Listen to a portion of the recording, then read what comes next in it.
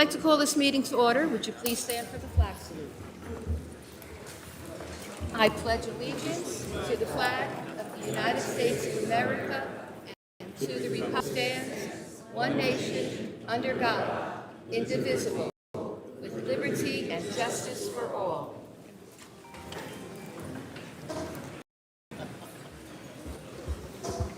The notice requirements of the Open Public Meetings Act has been satisfied. Notice of date, time, and place of this meeting by annual notice was published in 2 newspapers, posted on the municipal bulletin board, and filed in the office of the city clerk. Roll call, please. Commissioner Bonasso? Commissioner Kubanix? Here. Commissioner Fragapane? Commissioner Welsh should be arriving soon. Here. Commissioner Gurkov? Commissioner Lataro? Here. Councilman D'Amato? Present. Mayor Grabowski? Here. Vice Chair Withers? If he comes, he may be late, but I'm not sure if he'll be here. And Chairwoman Kaloje. Here. Okay, quorum is present for tonight's meeting. Okay, so let's just entertain a motion to approve the minutes of our. I have a motion on the floor and a second. Is there anyone opposed? Okay. Hearing none, so moved. Before we get started on our continued hearing, I would like to afford Councilman D'Amato time to make a statement before we get started. So, Councilman, would you please make your statement? Yes. One-page statement that I'd like to read into the record to address the request that I recuse myself on this application. Clifton friends, first, thank you to the board, the chairwoman, and the board attorney for allowing me to read this statement into the record. I and their attorney, Mr. McGowan, for the courtesy they showed me last month by agreeing to a continuance so I could properly consider a recusal request. It was classy, and it was a courtesy to me and is immensely appreciated. At the last meeting, I was informed by the planning board attorney that the applicant has requested I recuse myself based on about me in the lawsuit filed against myself and the city and a few colleagues of mine on the council by former city manager Villano. I was caught off guard, but I wanted to handle the matter responsibly. After consulting with both my personal attorney and the city attorney of Clifton, Tom Egan, both of whom I trust intrinsically, I can state clearly and with full confidence, I am under no myself on this application. A baseless accusation in a lawsuit does not constitute a conflict of interest under the law. Otherwise, nobody would be able to do anything in government ever. Who I am, because I ran for council as a working-class Clifton resident, not a politician. I serve because I care about the city where my wife, my son, and I live. My background is in the life's work has been grounded in empathy and the rejection of bias in all its forms. And religious discrimination are among the ugliest forms of prejudice that human beings have ever devised. And I have spent my life publicly and privately with them. The suggestion, the implication that I cannot treat this application is deeply offensive to me, and it is false. Now, let me be clear. I thank Mr. McGowan for raising this issue. He's doing his job as a good attorney would. On behalf. But I must say, for the record, that the lawsuit's public redacted form currently available to the public is misleading. It leaves out the very context, ironically, and I deeply look forward to the day when the full record can and will be made public so I can clear my name and repair the reputational damage that former city manager did. Until then, I will reaffirm categorically 2 things. 1, I flatly deny every single word in former city manager Villano's lawsuit. I also hold no bias against this applicant or any faith community. However, I must, unfortunately at this time, also take off my counsel because something else must be disclosed tonight publicly, and that is that I have, as of this moment, been told directly fewer than 4 individuals on this dais that we, or I, must vote yes on this application. In 2 instances before hearing any testimony whatsoever. Litigation. Now, to me, that is the definition of prejudice, a prejudgment that taints the entire process. I have names, I have dates, I have corroboration, and I am coming lower because it is a legal and ethical obligation to do so. Now, to be clear, this is unfair to everyone. It's unfair to the applicant, who deserves a fair and unbiased hearing. It's unfair to the residents of Clifton, and it exposes the city and this board to legal liability. If the application is approved, the cloud of prejudgment undermines this applicant's right to a clean. If it is denied, the decision will almost certainly be challenged on the grounds of bias. In good faith, I will not recuse myself. I will not accept or comply with my recusal by colleagues who have already prejudged this matter. Instead, putting forth a solution that should remove all doubt and taint from this application. Transfer this application to be heard de novo in front of another body of Clifton if necessary to avoid any semblance of conflict where it can be judged. This will ensure fairness, protect the applicant, protect the residents, and restore integrity to this process. That is my motion tonight, right now. Any further inquiry can be directed to my attorney. Thank you very much.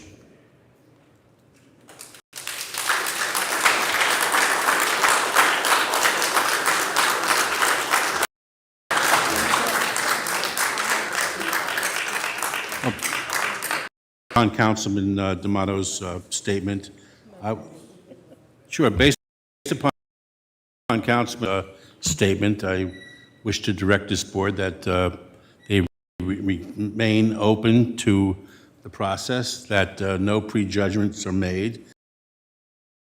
Application be heard as presented by the applicant and presented by the objectors, and only at that time a decision is made about the outcome of the case. Based upon Councilman D'Amato's statement, I would ask everyone to affirm that they understand the process, they have not prejudged the application, and they do not feel compelled one way or the other. So I would ask we go down the line and just affirm our legal obligation in this matter. Okay, so with you, Commissioner Benasso, do you affirm that you're going to listen to the testimony and make a decision based on what's before us? I mean, I'll make the decision based on the information. However, as the applicant is aware, one of the big issues is my mess. I don't believe that they have complied in 2 sections. If all of the information is requested, I'll make a judgment, which I think is proper. But if the information is not here, then I'll leave. okay, Mayor Grabowski? My decision, the testimony of the lawyers on both sides, do what's legally right, and it's going to be based on whatever we hear on testimony on both sides. I mean, it's important that the residents in the town and the neighbors didn't have a right to feel safe. But we also have to do, we're autonomous, and we're technically act as judges, so we have to listen to the rule of the laws. So we're going to wait and see on the testimony if everything complies. If it doesn't, it doesn't. If it does, it does. So we have to wait and see how it's going to go. So I'm not prejudiced one way or the other on each side. I want to hear the testimony and how the application falls. Commissioner Rogers, zoning officer. Affirmed, based on the testimony. Commissioner Kurbanix.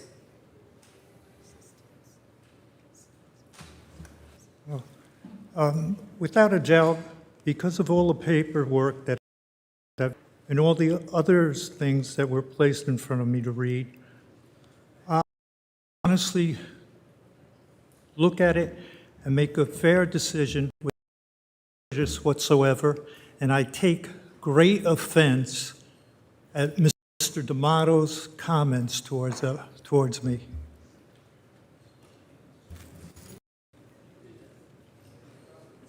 Okay, Commissioner Lataro.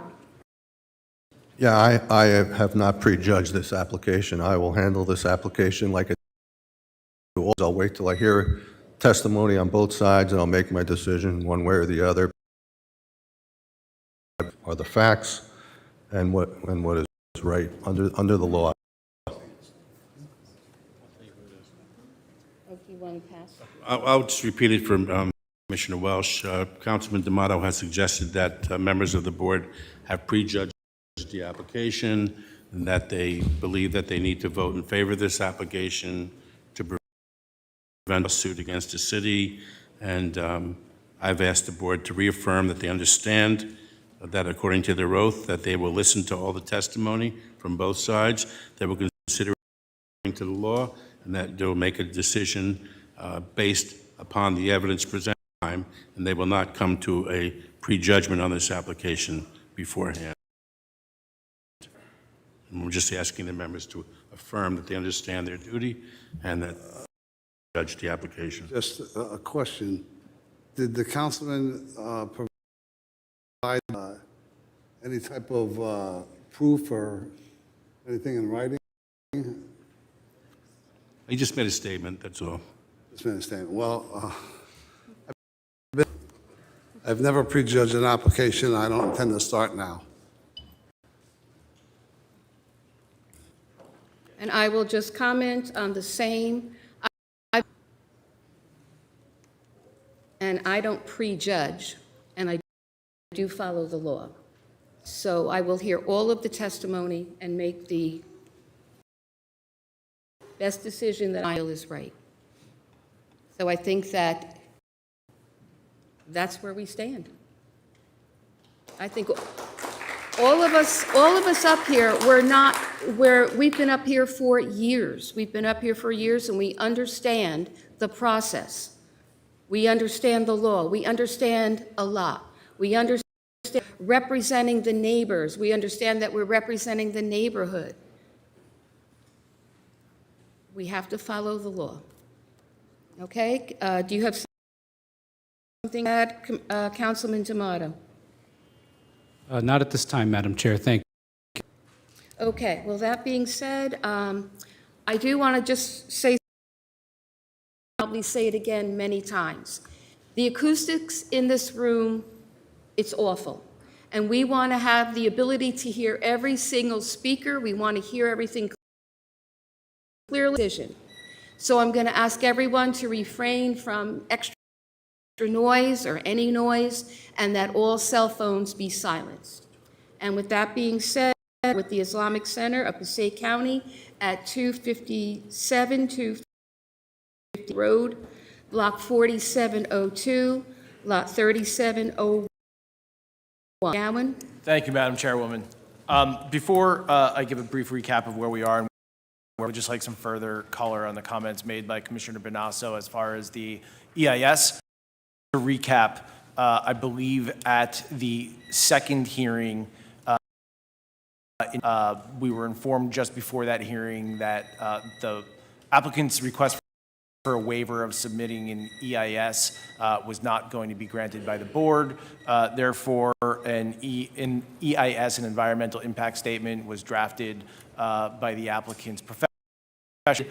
We did receive some comments from the Environmental Commission, and we responded in writing to those comments submitted to the board.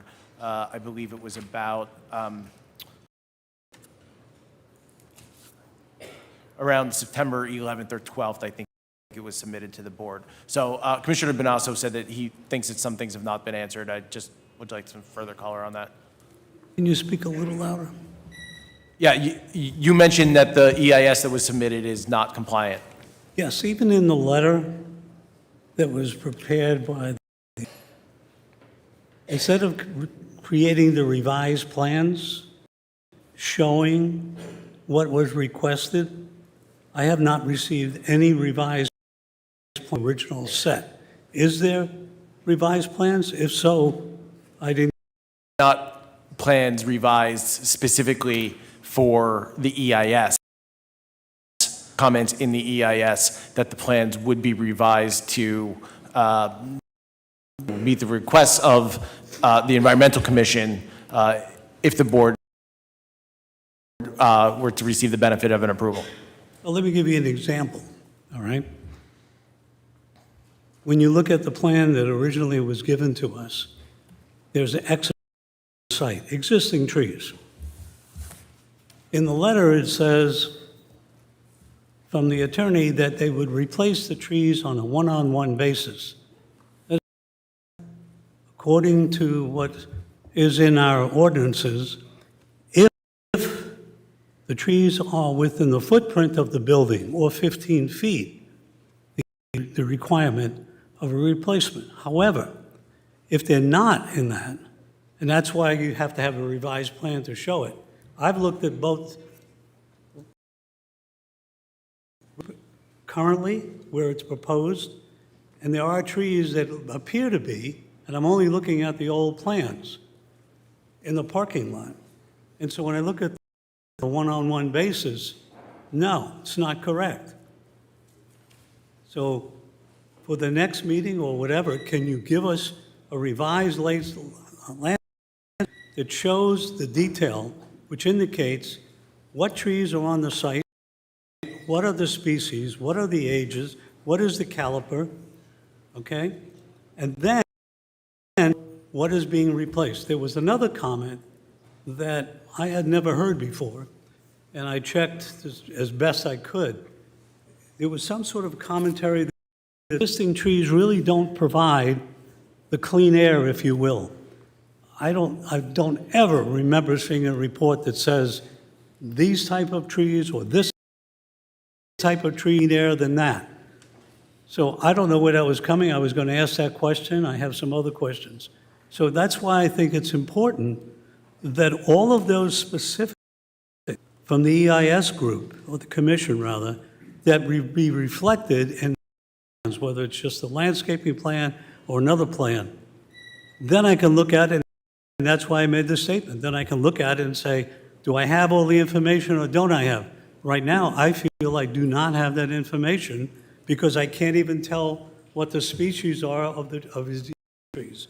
For example, if you overlay both pages on your plan, it's very difficult to see how the new proposed building will overlay the old and what exactly trees will fall into the parameter of Part 1, Part 2, and Part 7 of our ordinance. So then there's Part 2, 3, and 6. So I think to clarify all of these issues, that if you look at the report, revise the plan, and then absolutely just look at it and say, yes, it's here, or it's not here. It complies with the ordinance, or it doesn't comply with the ordinance. Not that difficult. What surprised me is that going back, you had asked, the applicant had asked, for an extra month to do, if you recall. And then when I saw the revision, I said, all it says in the 4-page document is, we are willing to work with your, in effect, your experts. Experts don't make that decision. The planning board members make that decision. And right now, I don't have that information, and neither does any one of these people. That I can tell you. Okay, well, this is the first that I'm hearing of this, so I appreciate your comments, and Okay. we will review. Yeah, if you want, I'll give you the pages that you can look at, and maybe your folks can revise it, update it, whatever. Okay, Thank you.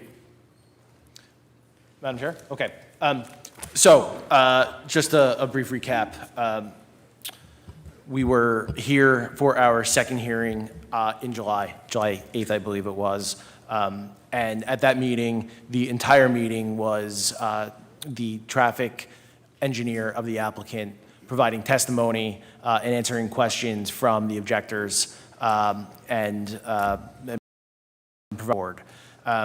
His testimony was that the plan before this board is going to bring roughly 140 cars that currently park on the street onto this site. And that is going to help alleviate on-street parking and traffic surrounding the site. That was the testimony. There was questions from both the general public as well as the objector's attorney, and we concluded that testimony for that night. Tonight, we have two witnesses left on our applicant's case. The first is Ibrahim Fahmy, the president of the applicant, the Islamic Center of Passaic County. He's going to testify to the operations of the mosque as and how they will exist at the proposed expanded building. Most critically, Mr. Fahmy will provide testimony on why the applicant does not expect an expansion when the new building opens. As the board has heard many times through the course of this application, the mosque is not expecting its congregation and the number of people visiting the site to materially increase as a result of the larger building being constructed on the site. Mr. Fahmy will explain why this is the case. Following Mr. Fahmy's testimony, our planner will provide testimony on the use of the property as a mosque, why and how it is a permitted use of the city of Clifton, and why the variances being requested are in furtherance of a better site plan for both the applicant and the surrounding neighborhood. With that, Madam Chair, if you don't have any questions or anything, I will call Mr. Fahmy. Okay. Oh, I would just like to ask one other thing while Mr. Fahmy gets settled, or not ask, but just make a statement. Appreciate Councilman D'Amato's statement. I'd just like to place on the record that, number one, as the applicant's attorney, when we discovered that this complaint existed with the alley, we thought it was our obligation and duty to bring it forward to the board. And I think Councilman D'Amato acknowledged that. I'm happy to hear that, D'Amato, but the entire board is looking at this case objectively, and we'll take the applicant's application and the hearing testimony, the laws of the municipal land use laws of the state of New Jersey and the city's zoning ordinances into consideration when making their judgment on this. I just think that the applicant reserves their rights with regards to Councilman D'Amato's decision forward as a adjudicator of this application. Okay, Mr. Fahmy, would you please, yes. Do you swear or affirm that the testimony about before the truth and nothing but the truth? I do. Will you state your name, please? Ibrahim Fahmy, Fahmy. M as in Mary. M-Y. Yes. Okay, so Mr. Fahmy, you're not an expert witness, so we do not need to provide the board with any qualifications, licenses, and experience, or those things. But what is your position? I'm the president of the Islamic Center of Passaic County. Thank you. And can you expound on exactly what the Islamic Center of Passaic County is, what they do, where their locations are, so on and so forth? ICPC is a mosque. We have 3 locations. We were established in 1989. Our flagship location is in Patterson. We have our secondary location in Clifton, which we bought that property a little under 10 years ago now. I think it was 2006. And then we have our 3rd location, which is in Prospect Park, New Jersey. And to be clear, your flagship, I'm sorry, your Clifton location, which you referred to as your 2nd location, that's the Pershing Avenue site that is the subject of this application? That's correct. Great. And who are the congregants that generally attend events and prayer services at the Clifton location? So the way the congregation works, generally it's a matter of convenience, the mosque that you attend. There's 2 things that kind of lend to a decision as somebody who's going to go pray at a mosque. The first one is convenience. The second one is who's giving a lecture, who's giving the sermon, et cetera, et cetera. But generally speaking, people who attend ICPC Clifton are Clifton residents, and some of the surrounding towns that don't have mosques. Friday, where it is an obligation for us that no matter where we are during the Friday prayer, we do have to go pray. A lot of working professionals, a lot of Muslims work in Clifton, so they also attend the Friday congregation. So, is this on? Tap it. Just, it doesn't sound like it is. Oh, now it is. Now is it on? Yeah. Okay, thank you. Essentially, a lot of your congregants that attend prayer service and events at the Clifton location live in Clifton? I think that's a fair estimate, yeah. I think a bunch of them do live in the surrounding towns like Nutley that don't have mosques, Secaucus, things like that. People will come to ICPC Clifton. And you did a little bit of, informal brief research into the number of Muslim residents in the city of Clifton, is that right? Correct. Right now, I believe there's about 3,000 registered Muslim voters. Muslims register at about a 50% rate. Conservatively, our best estimates are somewhere in the range of 6,000 Muslims living in Clifton right now. So there's a substantial Muslim population in Clifton that are looking for a convenient location to attend prayer services. Is that right? Correct. Okay, thanks. Okay, so how do prayer services work in mosques? Can you give kind of a brief background as to, generally and why congregants are coming to the mosque? To compare it to churches and Christianity, generally church on generally Sunday morning, occasionally Saturday evening, and occasionally week, but it's primarily, Sunday morning. Is it similar to Islamic faith? So the main, I would say, differences are we offer 36 prayer services during the week. The Muslims pray 5 times a day, so all 5 of those prayer services are at ICPC. The first one is the pre-dawn prayer till the late night prayer, which right now would be at 8:20, for example. In the summertime, that late night prayer is about 10:15 or 10:20. So there are 5 different prayer services that are offered every single day at the mosque. And Fridays, we have 2 Friday prayer services just to spread out the people that are attending. On tele-programs at the mosque, I guess whatever would be the equivalent of Bible study, Quran studies. We do have other classes that are offered as well. About 7 days a week, there is programming and activities offered at the mosque. Thank you. So of those, I think you said there's 36 prayer sessions throughout the week. So for example, during these very hearings, we've taken a break and the congregants in the gone outside to pray. That's not at a mosque. It's clearly in a municipal building. But then there are other times when it's required under your faith to visit the mosque to pray. Correct. Is that right? Can you explain, Yes. please? It is obligatory for the Friday prayer to be done at a mosque within a congregation. So I cannot, if right now it's time to pray in the corner of the room and pray by myself. However, during a Friday prayer, it needs to be within a congregation. And that's why there's traffic on Fridays. That's why there has the highest traffic on Friday, because that's the prayer that we have to pray at the mosque. And in your experience, when there is traffic generated by the use, it's only generally substantial, in your opinion, on Fridays.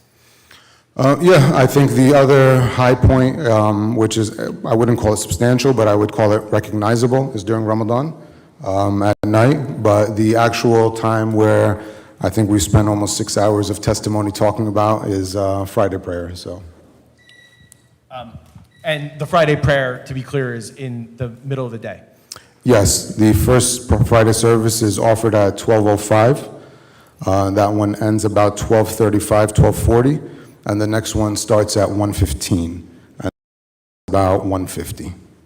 And being in the middle of the day on a Friday, it's it's a work day, it's not a weekend. So the members of the Islamic faith generally need to leave work on Fridays, or they're generally doing something on Friday afternoons to go to the nearest mosque to pray. Is that an? Yeah, I think so. Generally speaking, it is in the middle of the workday, and like I said earlier, there's a lot of working professionals in Clifton. And so what'll happen is people leave their jobs take a break, they go to the Friday prayer, and then they leave. So that's generally what'll happen in any mosque on a Friday.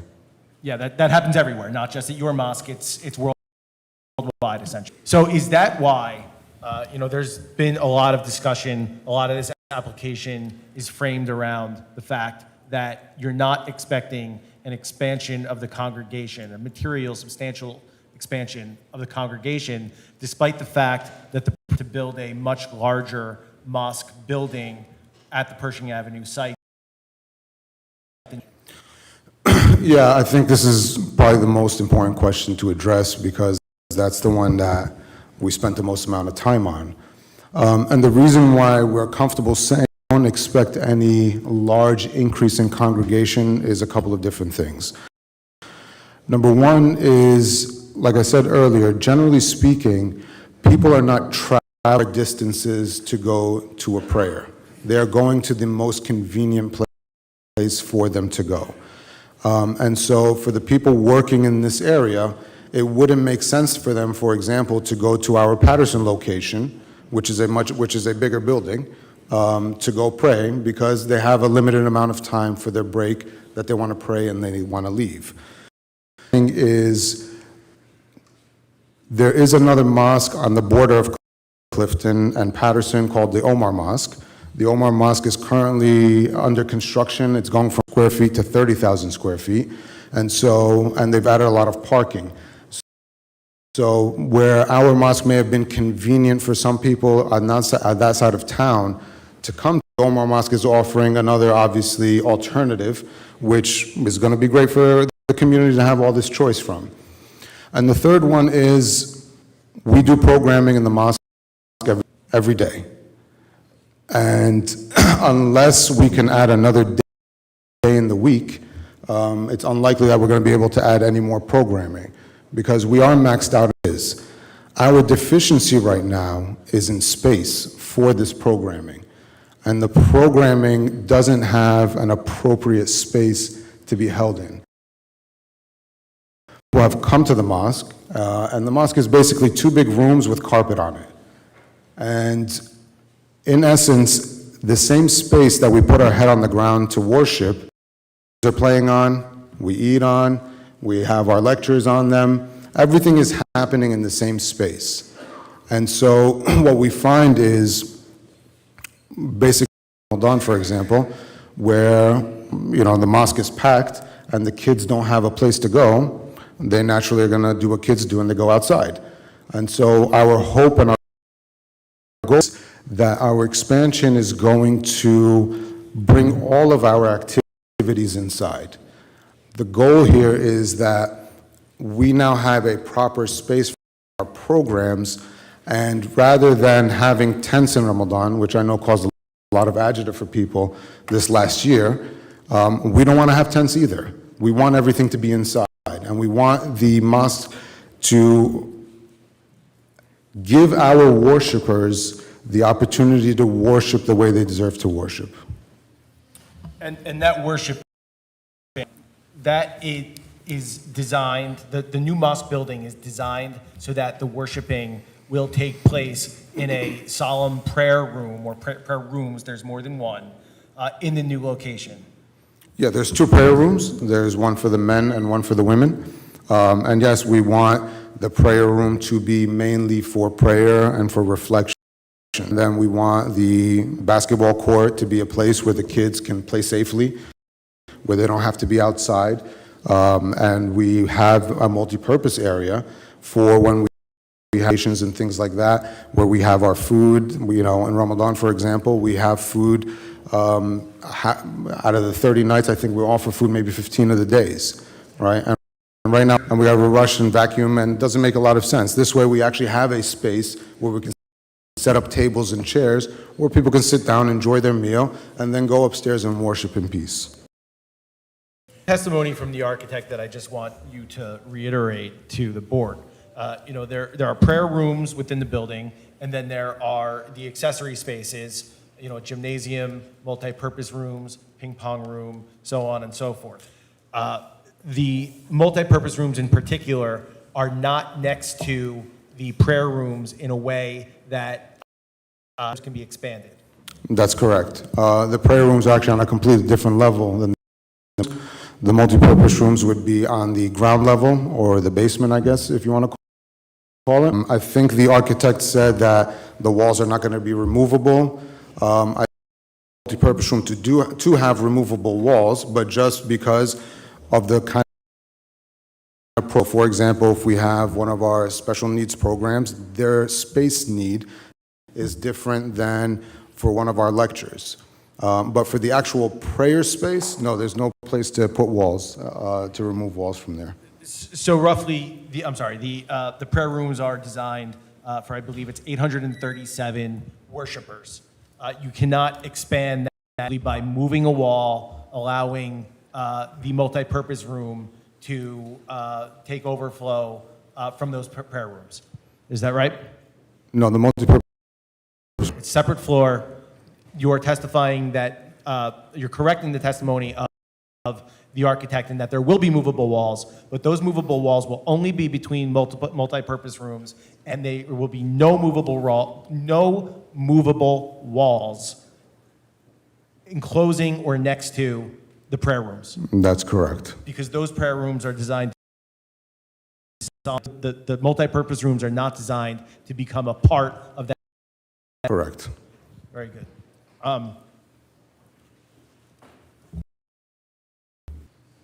So you just testified that currently, during the busy times, Fridays occasionally, but I think it's actually more during Ramadan, you can let the board know, there is the need to have both formal prayer as well as informal programming outside of the existing.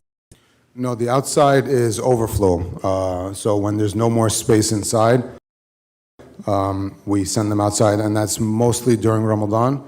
Obviously, some of the Friday prayers during the summer when the kids are off and we have more traffic during the summer and the weather is nicer, then yeah, we can overflow people outside. And that requires loudspeakers outside? Correct. And that does require loudspeakers. And you've had to put up tents? And we have had to put up tents during Ramadan, yes. And the new building is designed to bring all of that inside? Correct. We don't much enjoy praying in the tents. When it rains, it gets musty in there. And so that's not an ideal place to worship. And so in the last year, we actually had the health department come out and measure the decibel levels. And I think that we still had some complaints after that as well. So we want to make sure that all the programming comes inside, comes under the roof. So we don't have any speakers outside. We don't want people praying outside. It's inconvenient. It's not a pleasant experience for people. So it's much better if they're able to come inside. So essentially, while there's a large expansion of the building before the board for consideration, that expansion is to just meet the existing needs of the existing congregation. That's correct. And because of the nature of the Islamic faith, in that convenience is of utmost importance, you do not expect a large increase, a substantial increase in the number of congregants. I'm sure once it's built, people will come to check it out. But in your normal practical day-to-day, unless the census of Clifton drastically changes, the congregation stays pretty much the same size. And that's reinforced by the fact that there is also new construction mosque being built on the border of Clifton and Patterson. It's in Patterson. It's not in Correct, Clifton, so yes. this board is probably not aware. But it's a great expansion. It's a large expansion of an existing mosque. Correct. Roughly, what's the size expansion? They're going from 10,000 to, I believe, 30,000 square feet. Roughly. The Omar Mosque on Getty Avenue. Commissioner Benassa. I just want to clarify, see if I understood this correctly. When you said there were 837 folks in the mosque, does each prayer room hold 837, or 837 is the total between men and women? The prayer room's total number. So the Or 837, the main floor was, I'll get you the number. I do think it's a total number based off of the parking count. It is a total number of 837. it will be divided, that 837 is divided between men and women in 2 rooms. Is that correct? That's correct. Okay. My second question for clarification is, when services are on prayer, are there any other multiple activities going on? No, during the prayer time, all activities stop for prayer time. So nothing in the building? No, nothing else happens in the building. The only thing that we do want to happen is during Ramadan in specific, that our kids can be in the gym their time, so Yeah. that way they're That not makes outside. sense. But other than that, there's no actual other programming during the prayer time. And then to address, you're talking about with the overflow now, you have to, the side. I can't hear you. In the new building, when you have lots of folks, will they all be in the building, so there'll be no? That's correct. That is our goal, and that's what we're trying to do. The way it's designed is that there's not really a convenient place to pray outside. And so we want everything to be no intention and no interest in putting outside speakers at all. Okay. Now, on Friday, let me rephrase that. Is there any day during the year, I'm not familiar with the religion, where you would have services late evenings, or let's say midnight? Yes, What would that be? that's during the month of Ramadan. Okay, and can you explain that a little more? Yeah, absolutely. So the month of Ramadan is our holiest month of the year. During that month, where it's obligatory for us who can, for the people who can, to fast. That means there's no eating and no drinking from sunrise to sunset, basically. Really? Yes. Now, during the month of Ramadan, we do have prayer service. And the prayer services during some of the nights do go the whole night. So there are nights, especially during the month of Ramadan, where the mosque is active the whole night until sunrise. Okay. Currently, would any of those services spill over to the exterior of the building, the current environment? No. Currently? Current, yes. Currently, yes, it does. In the new world? In the new world, it does not. No. Yes, So we that's a want goal. everything to be inside in the new So world. that's a goal then? Goal. Just in a month. I would also, it's not just the goal, it's the intention of the design. Okay. That's 7 days. When Okay. you were working Thank you. with your architect and designers, that was the direction, was that we need to bring all activities that are currently occurring during Ramadan, during the busiest time, except for maybe, kids playing outside or whatever. But all formal activities need to come inside. Yeah, so just clarification, just to give you some more context. Our year works on a lunar calendar, meaning it goes by the moon. And so every year Ramadan is about 15 days before it was the year before, meaning we are now entering into Ramadan being in the winter months, all right? And so it is within our best interest to move everything inside, because in the last 2 years, for example, where we have had cold nights during Ramadan, we do have heated tents. They are not sufficient, they're not ideal, we're the best we can do. And so all of that has to come inside. We don't want anybody praying outside during the cold times.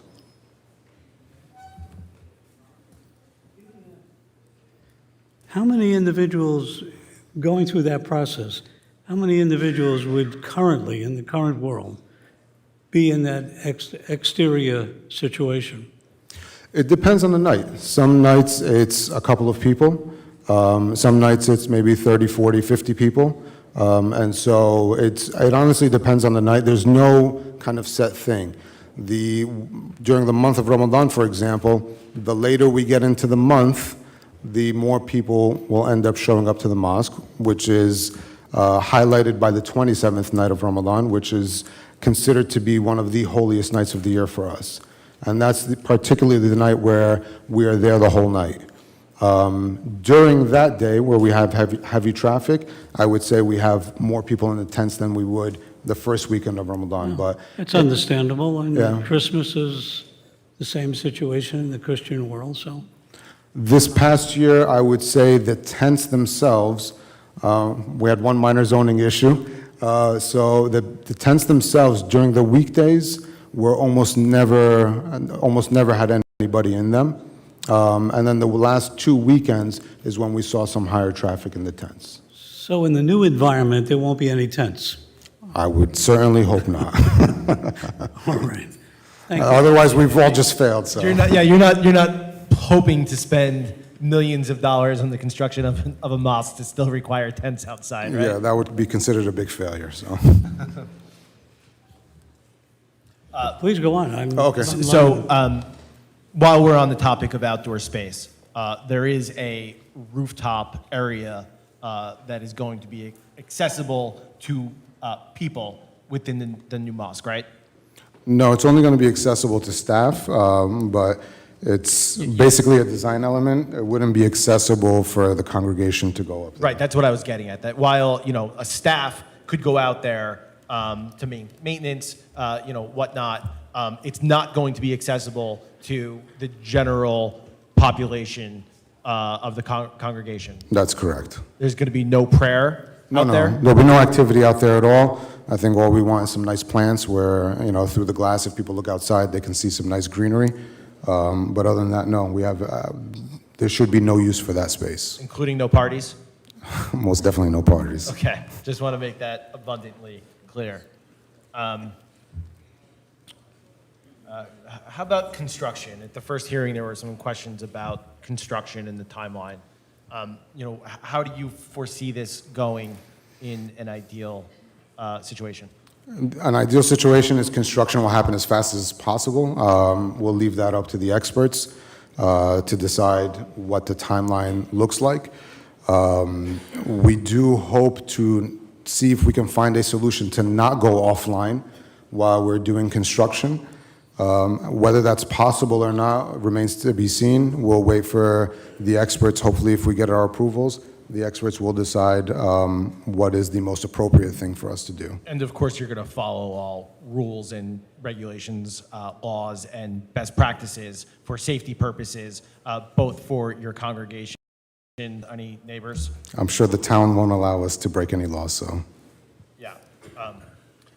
So there were some questions about that I think Commissioner Bonasso had about hours of operation, and you kind of went into it a bit about the when you were explaining your prayer times.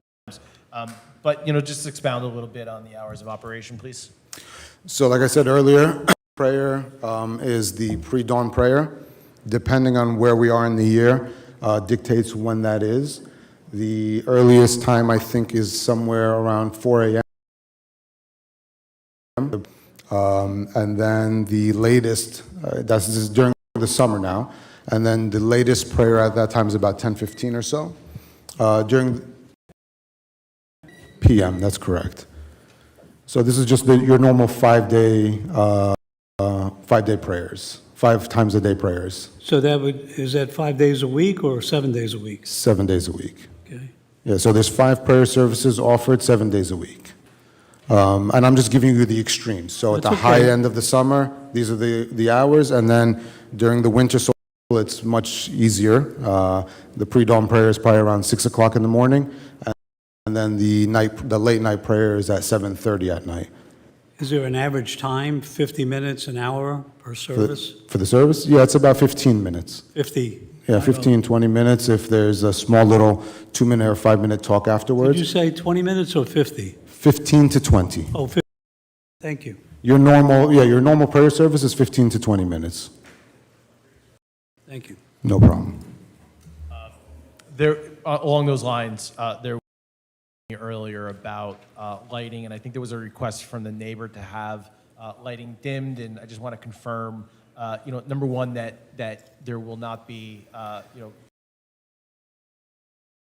mosque at any time that would disturb the neighborhood. And number two, you've agreed that all safety and security lighting will be dimmed to the appropriate level when there's no one on site. Yeah, we want to make sure that whatever landscape lighting and safety lighting, so people can walk back and forth at the parking lot at night. But other than that, no operations happening. We can dim that as low as anybody wants. I don't think there's any problem with that. Okay, moving on to the, there's going to be gyms. Maybe, the congregation will have, the ICPC will have basketball games there, but there will be no tournaments or anything of that sort happening there. No, we're not going to be doing tournaments where other people are getting bussed in and that sort. The goal here really is where they can play and be safe and not have to be outside. That's the number one goal by having the gym. Are there going to be pickup games? Yes, there's going to be pickup games. Is there going to be some level of, people in the neighborhood getting together and playing? Yes, absolutely. But as far as organized tournaments and holding leagues there, et cetera, no, we're not interested in any of that. Thank you. There was a question at some point about busing in congregants. Is there any plan to bus in congregants? No, absolutely not. Thank you. Okay, traffic.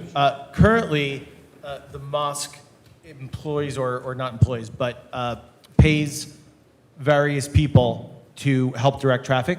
Can you explain that, please? Yeah, so we have our own private security company that handles traffic on site. And then every Friday and during some of the high times during Ramadan, we do contract with the Clifton Special Police to come handle all the street traffic. And that will be continuing? Yes, that will continue. And how does that work for the mosque generally? What do you mean? So there's been a lot of... It's expensive. Yeah, I'm sure it's expensive, yeah. But you're happy to do it because your goal is to alleviate traffic and parking issues as much as possible. Yeah, I mean, look, we're not interested in causing traffic and queuing. We're not interested in that at all. I think 3 years ago, we had a town hall meeting here with the council and some of the neighbors, and one of the complaints was the people conducting traffic at the time were just the private security company, which was true. And one of the suggestions that came was, can you hire the Clifton Special Police to do the traffic flow? Which was a very reasonable suggestion, and we said, yeah, of course, let's do that. That makes a lot of sense. Who's better trained than the Clifton Police to handle the traffic in the street? There's very little that we can do to control the traffic in the street. We advise people, we tell them, make sure you're parking properly, et cetera, et cetera. But to actually handle the traffic flow in the street, we're very happy to have the Clifton Special Police do it. And just, I want to be abundantly clear, you outwardly advocate for people coming to the mosque to adhere to all traffic laws, adhere to all parking regulations, and to be good neighbors. Correct. Good citizens. Correct. It is a religious obligation for us to follow the laws of the land that you live in. And so when somebody breaks the law, a traffic law, for example, we have no interest in helping that person. That's between them and the city that they broke the law in. So yeah, if somebody gets a ticket, that's their responsibility to do so. We've been very vocal and very forthright that the town should ticket and tow. If somebody does something illegal, ticket and tow them. We have to protecting somebody who's breaking the law. And you've heard through the grapevine that, people have accused the ICP paying the parking tickets of its congregants? I have heard that, yes. And that's 100% not true? Can you repeat that? What did you say? That somebody was paying? The question was that,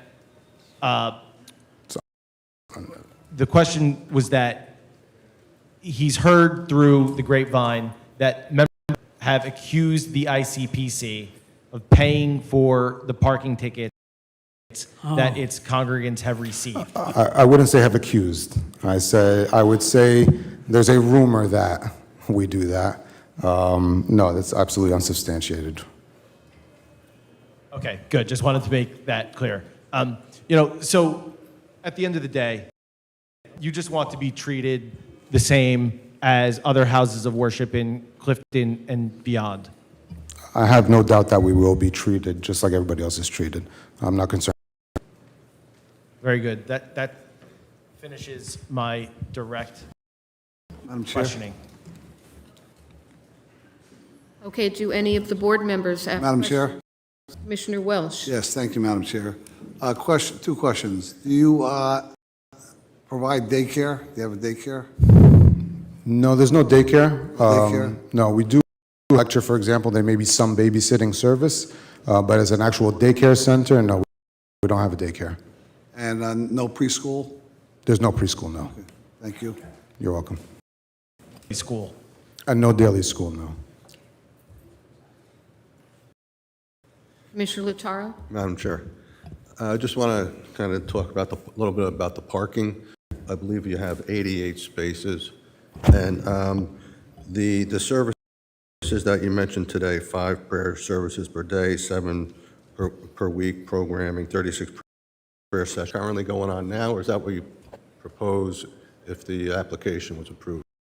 No, that's the current programming. So all those activities and people come are accommodated by those, or as best as possible, are accommodated by 88 spaces. Correct. But obviously, that's not adequate, correct? Those numbers? For your normal day-to-day operations, Yeah. they are adequate for the most part. Okay. Where we run out of spaces is generally on the Friday prayer, Okay. because that's where the most amount of people attend. Right now, your normal day-to-day operations, so there's a prayer in money. If you go right now, the parking lot will be enough for the people who are going to be there praying. Okay. So then you propose a larger building to accommodate the same amount of congregants, activities inside. So you have a bigger building with approximately the same number of people, right? Correct. But also you will have parking 230 spaces. A lot more parking is number one, and then the appropriate space within the building to hold the programming in it. So right now, we want them to have a place to play that's safe for them. We have no kind of. So the expansion of the building is to give a better home to all of the current existing programming. Right. And then, so for the Friday service cars, is the 230 spaces going to handle, do you believe, those?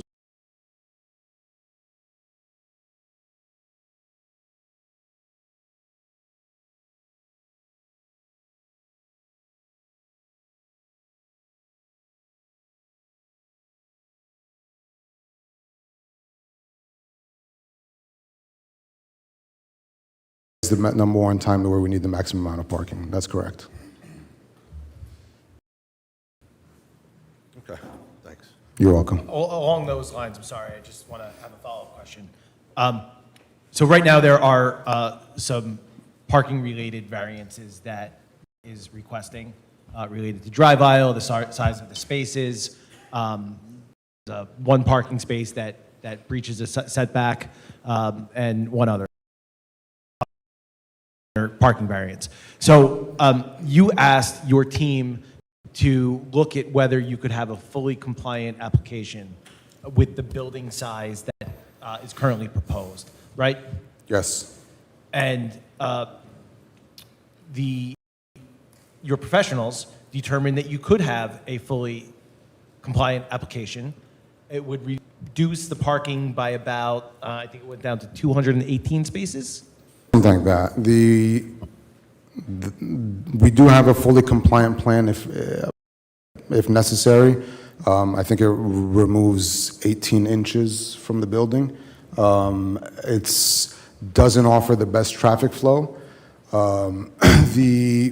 That we have submitted to the board, I think in our opinion, is the best traffic flow that we can have because it gives us 3 points of ingress and egress, where currently there's only one, which causes some of the queuing during the Friday prayer on Pershing Road. So now I think there was some question in the last meeting about the Lawrence Court exit. That's closed during Friday, which is our busiest time, if I understand that. But the reality is it's not safe to have cars crossing because that's where people are exiting the building. In the new design, we would be able to utilize the Lawrence Court exit as well as 2 separate exits on Pershing Road. So we can have one exiting going left towards Richfield Village, one exiting going right towards Van Houten, and then we would have the Lawrence Court side as well. So hopefully that should eliminate a significant amount of people exiting and entering from the same point. And along similar reasoning, the building coverage ratio of this building be half of what's permitted?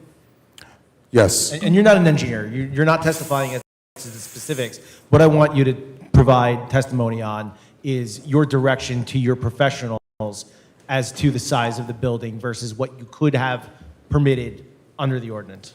So my understanding is the ordinance allows for something like 33% footprint coverage. Our current building is about 8% or 9%.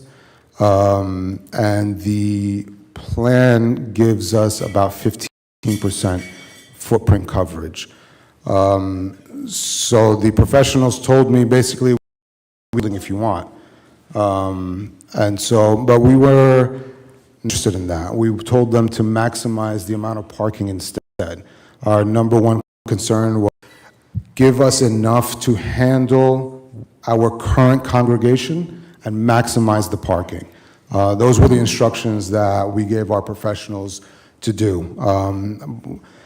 Yes, it would be exciting to have a building which is double the size, but I don't think that's a win-win for everybody. We're trying as best as we can, and the instructions to the professionals were very explicit. Just give us enough to handle today and maximize parking. Let's get as many cars as we can off the street. Thank you. Sir, Yes, sir. given what you just said, one of the all correctly is a 20-foot aisle. Normally, it's 24 feet. I mean, question would be to our planner, Jill, to comply with our standard parking stalls. How many parking stalls would be required then? Would be required.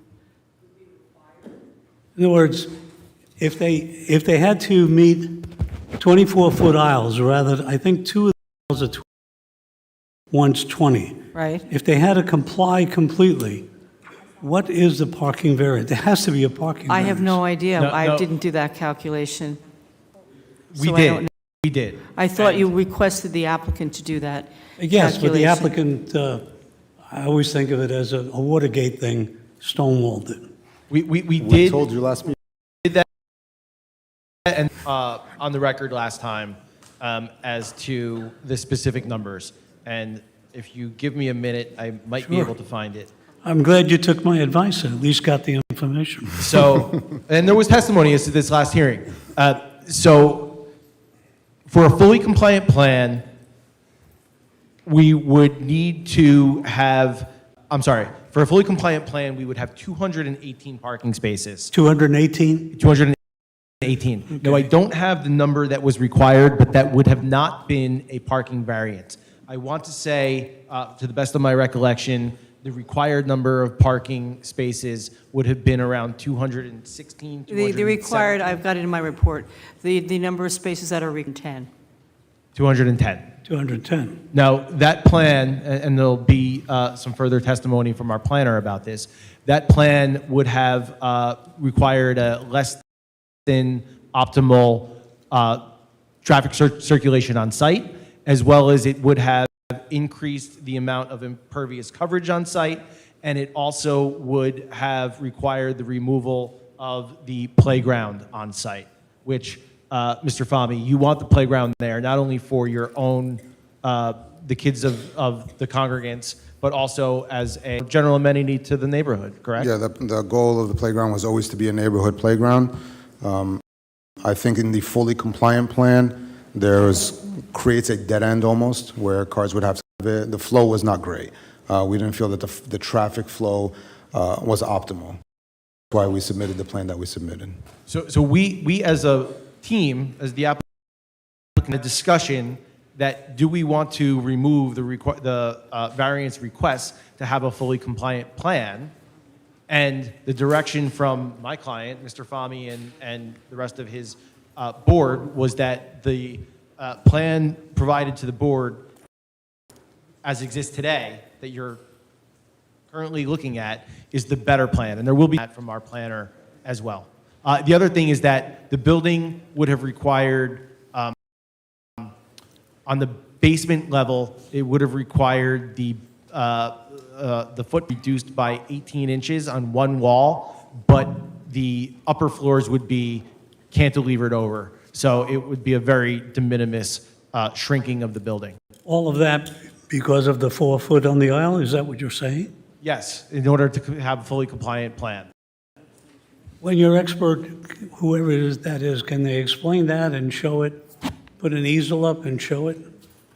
I mean, there was testimony on that at the last hearing from the traffic engineer. I know, but we had questions about that, about the 20-foot aisle. And with the other, there's one aisle correctly.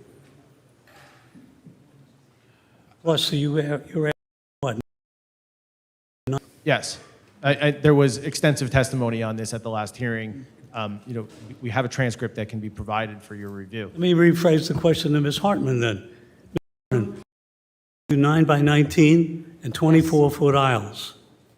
How many spaces would be lost? They have 230. The applicants, they can provide 18. I'm sorry, I didn't hear you. So 230, what, 12? 212? They can provide 218 spaces at 9 by 18 with a 218 spaces for the parking spaces to be 9 by 19 with the aisles at 24 feet. Right now, they've got 230 spaces at 9 by 18 with an aisle width of 20. Obviously not all aisles, but the aisle width of 20. So 230 230. minus 218. Yeah, So it's basically, 12. They gain 12 spaces, and I don't know what the impervious surface coverage is, so I would leave that to the applicant. But the applicant is stating that increased be a little more difficult and that there'll be more coverage on the site. I would add, for whatever it's worth, 9 by 18 is a standard parking space size, not only in the state of New Jersey, and in urban areas, they tend to be 8.5 by 16, so. let me ask you this. There was also testimony from the traffic engineer as to 1, 2, 4, 5, 6, 7, 8, 9 different houses of worship. Yes, and looking if at their you parking recall meter. that, I asked a simple question. When were the churches built, and what were the ordinances in those days? And I asked you the question, do ordinances change over time? And you said yes. So here's another question. On the parking spots in the 20-foot aisle, can you make them for subcompact cars only? I think we'll take a look at how many spots there are. I mean, I guess you can answer that. Well, Yeah, I think I mean, I don't- only because then it makes sense. So the space itself would fit a normal SUV, and I think there was testimony, the actual parking spot Yeah. space, right? But I'm thinking about when you You're talking about back the out, going in and out with each other? yeah, doing I the think we can take a look at that. multiple K-turn. I wouldn't be against taking a look at that. Will I guarantee now? I won't guarantee it, but I definitely think we can look at that, and if it's reasonable. Okay, can you look at that? Absolutely. Okay. Solve a lot of the issues with a possible next step in the. Hurry up, he's K-turn. not here. Ask more questions. So the engineer informed me that he doesn't think that your ordinance allows compact car spaces to be, as a deviation, but we can certainly label them as compact car spaces Okay. where necessary. Are you willing to stipulate that? I'm sorry? Are you willing to Yes. stipulate that? Yes. Can I understand the stipulation? I just want to understand the stipulation. Stipulation is, those parking spots which back into the 20-foot aisle would be designated as, what do you want to call it? No, I think we said we'll take a look if it makes sense for us to do. I don't want to stipulate it now, but I definitely would like to. Because I think that will solve a lot of problems. Because you have two aisles that are, 2 aisles are good. so you have the rear aisle, the rear aisle. Do you have the plan? Get the plan up so we can see what it is? We know what we're talking about?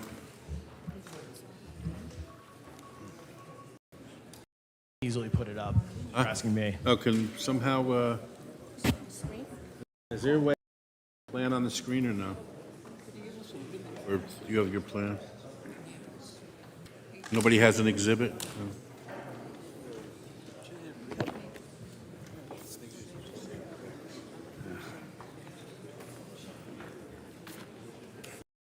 Yeah, I think that we shouldn't, we don't need to put the plans up. I think that the applicant has agreed that they'll take a look at it, and if they can do it, they certainly will do it. All right. We can let the board know. Madam Chairwoman, what size are we talking for compact? What is the standard for compact? To 8.5 feet by 16. So these are 9 by 18 spaces, so are you talking about designating them or depth base to maybe 17 or What I'm 16? concerned about is seeing some very large SUVs. And in that particular aisle, where you only have the 20-foot, that's the only area that I'm concerned with. Because if you have to then do another step or two in that K-turn, I believe that you are then going to have a problem. Can we identify Why what- don't you look at it and get back I think to that's us? fine. We don't We mind identify stipulating. what aisle that is, because as I understand it, there might be 4 aisles that are 20 proposed? Madam Chair, yes, I Commissioner believe there's Lataro? at least 3. So to me, it doesn't make, it's not very practical to have spaces designated as compact car or whatever, because now you're going to confuse everybody. They're not going to know what to do. Where are all those other cars going to go? Because they're not going to be able to park anywhere. There's got to be something.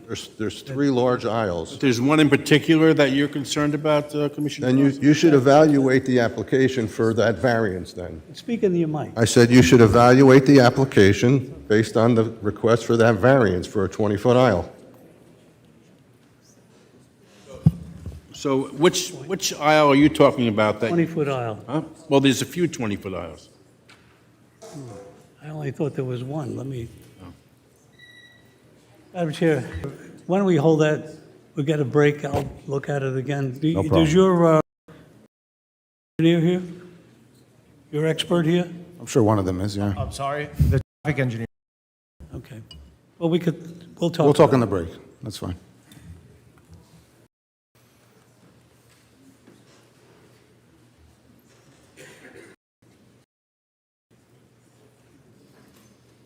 Okay, any further questions?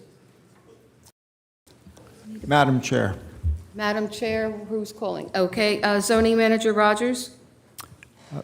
Mr. Fahmy, with regard to the bus parking space, are you going to be keeping a bus on site? No. The intention behind the bus parking space is sometimes we have field trips for the kids, And so we want to make sure we have a space to park while they're loading and unloading the kids. But no, we will not be keeping a bus on site. Okay, I'm only asking because it's in front of the building, so it's going to look odd with the bus sitting in front of the building. I'm just curious why it wasn't put in the back of the building for some reason. But that's not for you.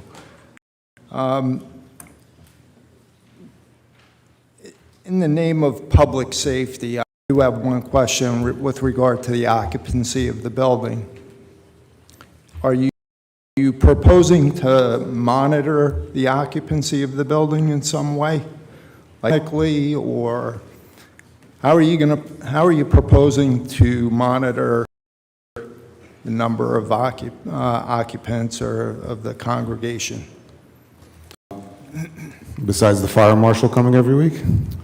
Well, if there's some kind of electronic system which doesn't count for us, I think that's reasonable. I don't think that's a problem.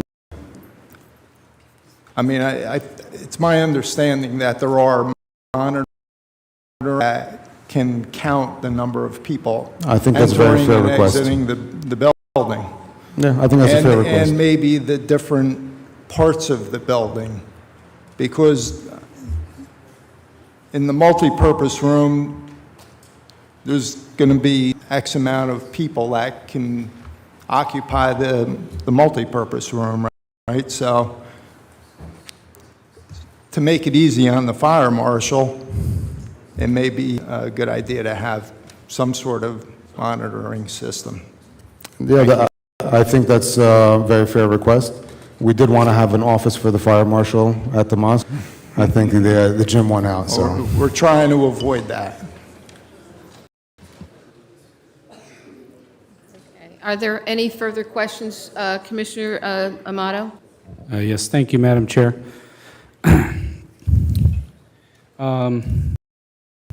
Thank you for coming tonight and speaking with us. Thank you. So, just film. I'm relatively new in town. How long have you been the president at the Islamic Center? About 3.5 years. 3.5 years. Okay. In that time, have you? I imagine the flow is relatively unpredictable. Depending on the time of year, the convenience, who's in the area, right? Or would you say you kind of have a roundabout guess of how many people would be there at any given time? I would say flow is generally predictable. We know when our high times are. So, for example, before this last Ramadan, we had a meeting with the chief of police and the fire marshal and other people talking about specifically when we expected high nights for extra coverage. So, every single day, how many people are going to show up? No, we don't know specifically how many people will show up, but we generally know when the busy nights are and when to expect a busier crowd. Okay. In your 3.5 years, do you remember ever turning people away because you were so full you just couldn't fit anybody else? Yeah, we had to put people outside. We had to say, you have to stay outside. Okay. So you don't, just to be clear, you don't tell them to leave the property, you just move them outside? Yeah, I mean, during that time where we were able to overflow them outside, we told them you have to overflow outside. That's specifically why we had the tents. And so, yeah, that happened, absolutely. Okay. Are you familiar with the wording of and how our parking ordinance works with the as relates to houses of worship? I think generally I understand. Yeah, that it's a space per a certain number of people in a worshiping area, right, within the building? Correct. Okay.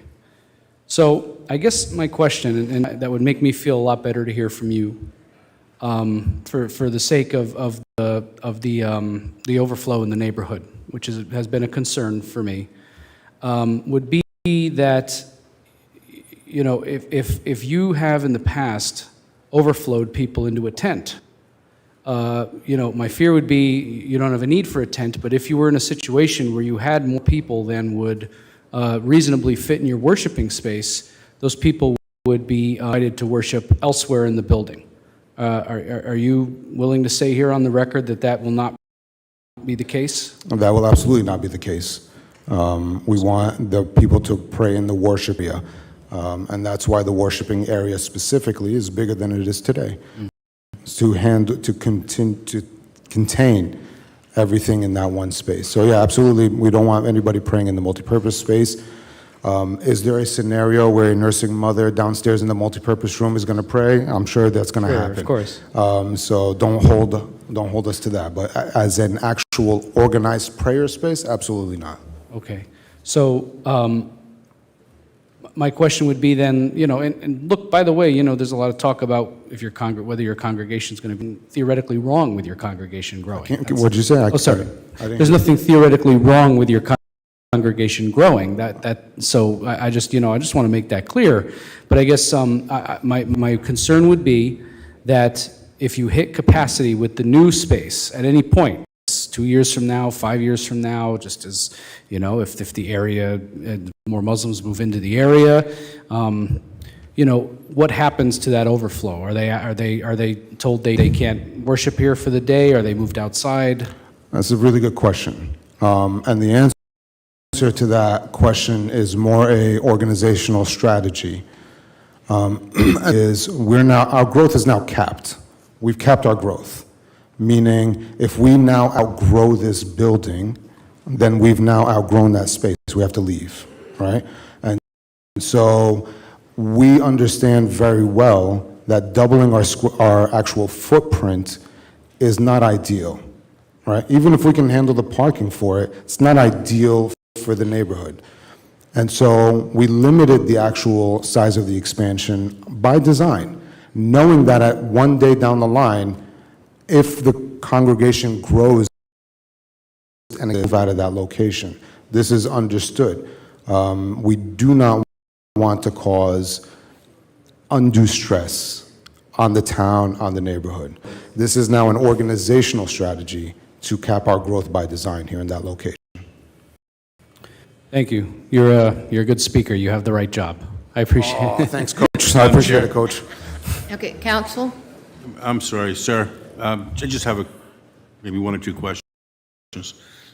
When prayer service is going on, will there be any other activities planned for any of the other areas of the building? No. There won't be no activities planned for the other areas of the building. I cannot control little kids running around in the gym, which I'm sure there will be. But other than that, no, there's going to be no actual activities happening. Thank you. I'd just like to ask that question, same questions, slightly different way. There'll be no reason for anyone to come to the building when there's prayer services going on or something else. No. When it's time for prayer, everybody actually has to stop what they're doing and go pray.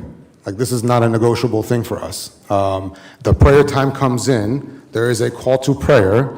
We all just got up out of here and went over there to pray right now. It's a non-negotiable thing for us.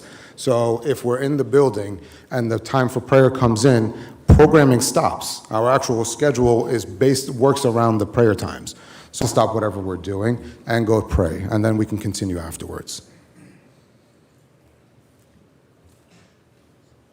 Any further questions from the commissioners? Okay, so I'm going to take a 10-minute break, and then we'll come back and we'll open it to the public, and the public can ask Mr. Fahmy questions. Okay, 10 minutes.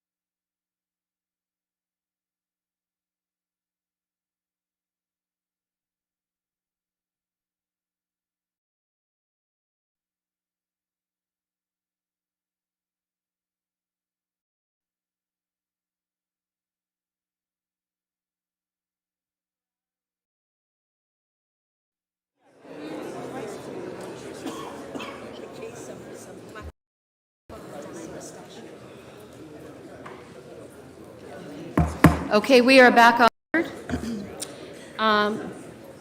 Before I entertain a motion, any of the commissioners have any final questions they'd like to ask, or I open to the public? Madam Chair, Yes. Commissioner Rogers. Mr. Fahmy, do you intend to rent the gym or the multipurpose room or any other area of the building to outside entities or to any of your congregation No. for parties or any No. such thing? No. Thank you. All right, then I'm going to entertain a motion to open to the public. I have a motion and a second on the floor. Is anyone opposed? Okay, would you like to start? Okay, and please put your appearance on the record. Yes, thank you, Madam Chairwoman. Good evening, Fahmy. Good evening, ma'am. Please tell me if I'm pronouncing your last name correctly. Fahmy or Fahmy? It's Fahmy. Okay, and Fahmy's okay. good. Okay, Fahmy. And my last name, I'm Cynthia Hagianis. My last name is often mispronounced. I am here representing 4 interested parties who live in the neighborhood in proximity to the Islamic Center: Mary Frennens, Gina Scaduto, Judy Gergatz, and Dawn Buzzy. I have some questions for you. You testified that you have programming 7 days a week at the mosque, correct? That is correct.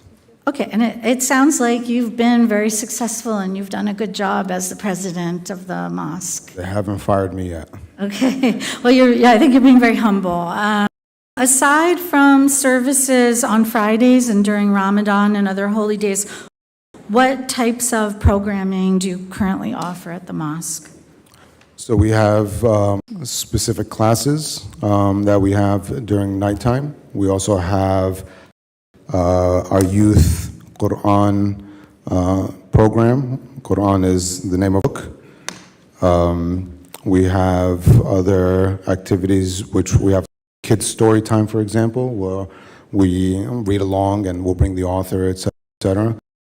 The programming varies, but generally we try to have at night some youth programming, some kids programming. We also have some adult classes at night as well, and then we have our Quran study. Okay, do you have athletic programs? Yeah, we play soccer outside, which unfortunately we're going to lose because we have no more grass. Okay, any cultural programs? What does that mean? Well, I guess cultural aside from religious programs. Do you have an example? Like, I'm not sure what that means. I don't know, any the history. Like a history class? Yeah, or just things about maybe the country's people, the family origin, or I don't know, genealogical programs, I don't know. Just No, most of our programming is religious programming. Okay, and do you have any sessions at the mosque, like weddings or events? So we have our 2 main holidays. One is called Eid al-Fitr, and the other one is called Eid al-Adha. Fitr comes after the month of Ramadan, and Eid al-Adha comes about 50 or so days later. Is that correct, Jeff? 70?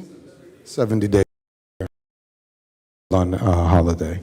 Okay, and how many people participate in programming, your non-religious programming? Just a normal day-to-day? Yeah. So right now, if you went to the night prayer, I'm going to guess there were probably 50 people or so. Sometimes our prayer service has 10 people. Sometimes it has 100 people. So it really varies. The normal classes at night, I would say anywhere from 20 to 80 people or 100 people sometimes per class. Okay, and you testified there's no school on a daily basis, is that correct? Okay, but there is a school, isn't there? It's in social study classes considered school, I guess if you want to call that. But no, there's no formal school of our classes. Okay, what's the Isan Academy? That's the name of the program. Weekend? Okay, Yeah. and what's the Hafith program? That's one of the subjects in the weekend school. So when I talked about the Quran studies, that's one. So all the schools on weekends? And sometimes weekdays at night. Okay, how many days a year do you have school classes? School classes? Or classes? Like I said, we have programming 7 days a week. Every single day we have Okay, programming. but so for instance, the Hafith program, how many days a year? Your kids, I'll tell you. You can choose anywhere from 2 days a week to 4 days a week, and that happens at night.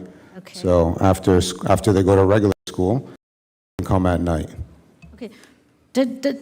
Have you looked at your website lately? Okay, so you know that your website says there are 197 school days every year. Yeah. Okay. So So we have, meaning out of the 365 days, 197 of them, you can come at night and learn something at the mosque. okay. And how many kids are enrolled in the Hafith or the?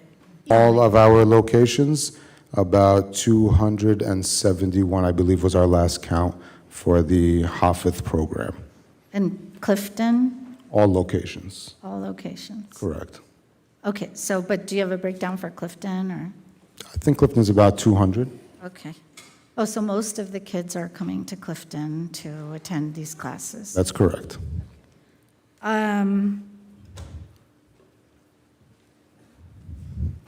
And are there classrooms where the classes are held? We have a couple of rooms, but most of the kids are sitting in the main prayer space, just kind of like huddled in little huddles around the space. Now, are there going to be separate classrooms when you build the new facility? No, So where are the classes going to be held? mostly in the prayer room or the multipurpose. Okay. Now, there's a kitchen depicted on the plans. What are you going to use the kitchen for? Hopefully cooking. Catered events? So we have a kitchen, we have a commercial Okay. kitchen already, so the same exact uses. Okay. So like I said, no, we don't cook and cater out. When we have food happening in the mosque, we cook in our own kitchen, and getting the food catered from outside. Okay. So when are people cooking for, when are you using the kitchen for what types of events? So in the weekend school, that's where we have pizza, for example. We order pizza and we distribute it from the kitchen. But mostly the actual Ramadan, because we offer the breaking of the fast meal at the end of the day. And so that's where usually the most of the cooking will happen. Okay, and who's doing the cooking? Members of the mosque, or is it like professionals, chefs that you're bringing in? It depends on who you ask. Okay. Okay. Okay. So the programming you just described, will you continue holding the same programs when you build the new facility? Yeah, all programming is going to stay. Okay. And I just have one last question about the programming. Why a basketball court in particular? That's a really good question. Most specifically is because that's the biggest thing our kids enjoy. It will give them the space to be able to run inside, and it can be utilized for multiple sports like soccer and things like that. Unfortunately, since we don't have the grass anymore, everything is going to have to come inside.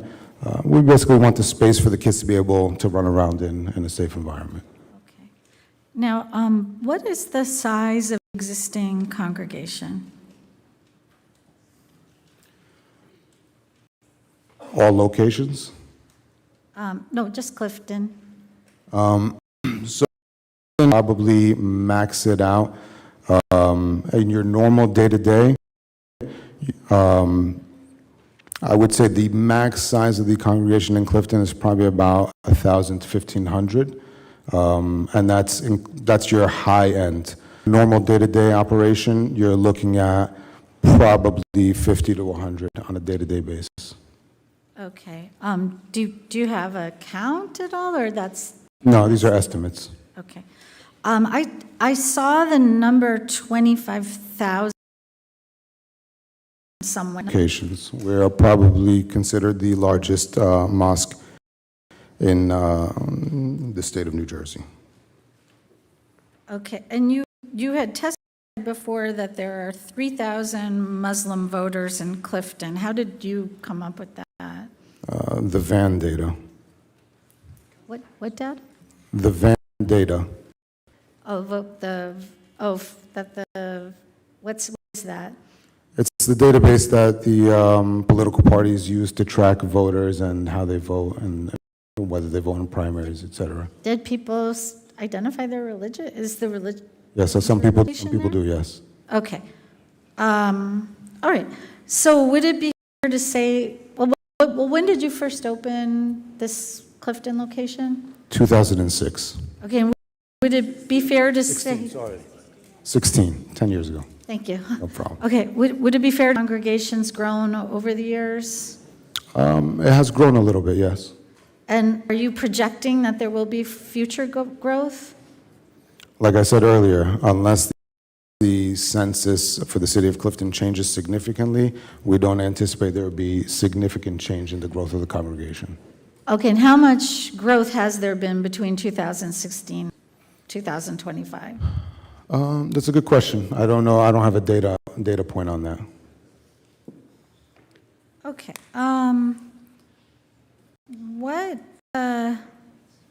So you've testified that the current facility is not able to accommodate the existing people attending services.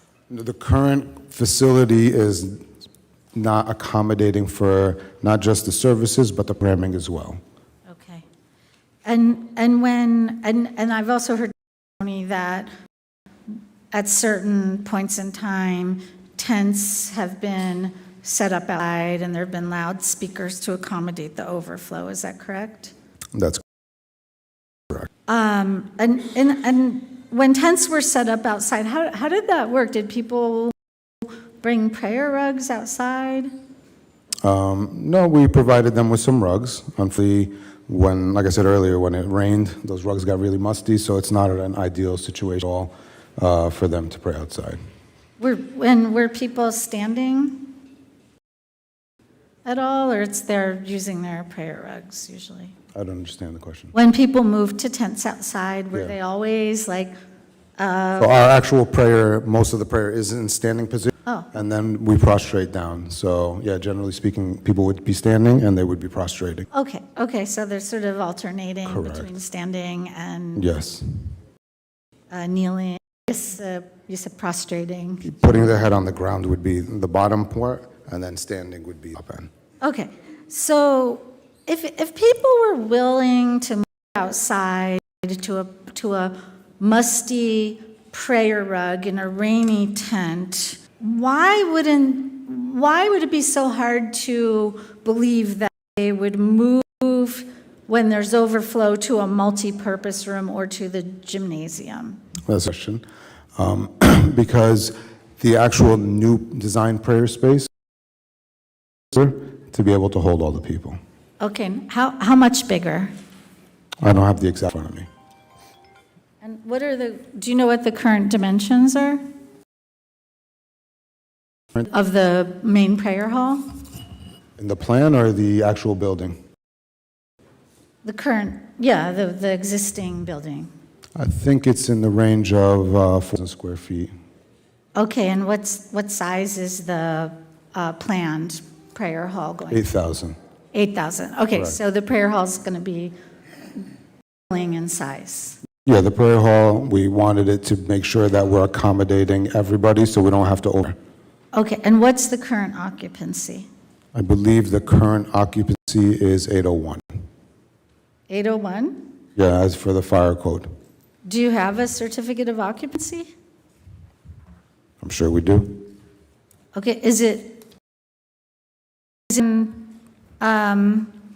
For the entire facility or just for the Correct. prayer hall? For the entire facility. Okay, so what's the permitted occupancy of the prayer hall? I have that number in front of me. Like I said, it's the main, you walk in and it's basically a big prayer hall. Okay, if I showed you the certificates of occupancy, would you recognize them? Yeah, I think the top one is 400 something and the bottom one is 300 something. Okay, when you say top one and bottom one, Top what are? floor, bottom floor. There's Okay. two numbers. There should be two different numbers on there. Okay, so the whole facility is being prayer hall, including the multipurpose room? Yeah, it's two main prayer halls right now. Okay, okay. So, actually, I would like to get I OPRA'd the certificates of occupancy from Clifton's Fire Department. I would like to show them to Mr. Fahey and have them. Miss, can you speak into the, can you Yeah. turn your head My, that way? no, my apologies, I'm sorry. So I would like to show these to them and have them marked into evidence.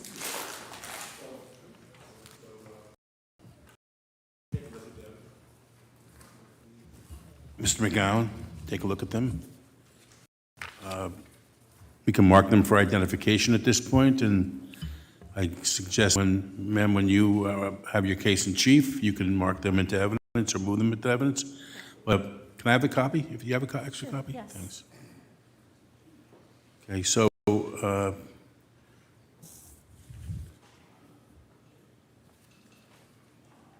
Okay, so, I have two documents from the Clifton Fire Department, both entitled Maximum Permitted Occupancy of this Space.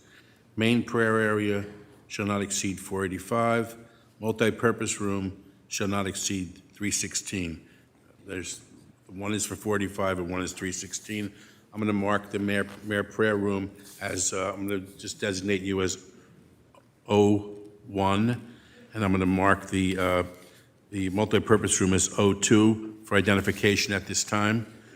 And if you'd like to ask some questions, you can refer to them by those designations. Sure, okay. So, Mr. Fahmy, if you add up the numbers on O1 and O2, that's, I believe, 485 and 316 add up to 801. Okay, and have you seen these documents before? Okay. So the occupancy of the multipurpose room is being considered as part of your total occupancy. Correct. Okay, and both areas are being used for the prayer hall. That's correct. And how many parking spaces do you have? 88. Okay, so if we do the math, you don't have one parking space for every 4 occupants right now, do you? Probably not. Okay, so do you meet the conditional use requirements right now? Yes. This is for the fire code, is it not? Like this is the fire marshals, this is the actual fire load? Right. Okay, so, but it also has something to do with how this is considered a permitted conditional use. I mean, I'm not going to question you on that, though. You're not a planning expert. And this is also a certificate of occupancy for the number of people, but you could fit more people into a room than you can people when they have a 4 prayer mat.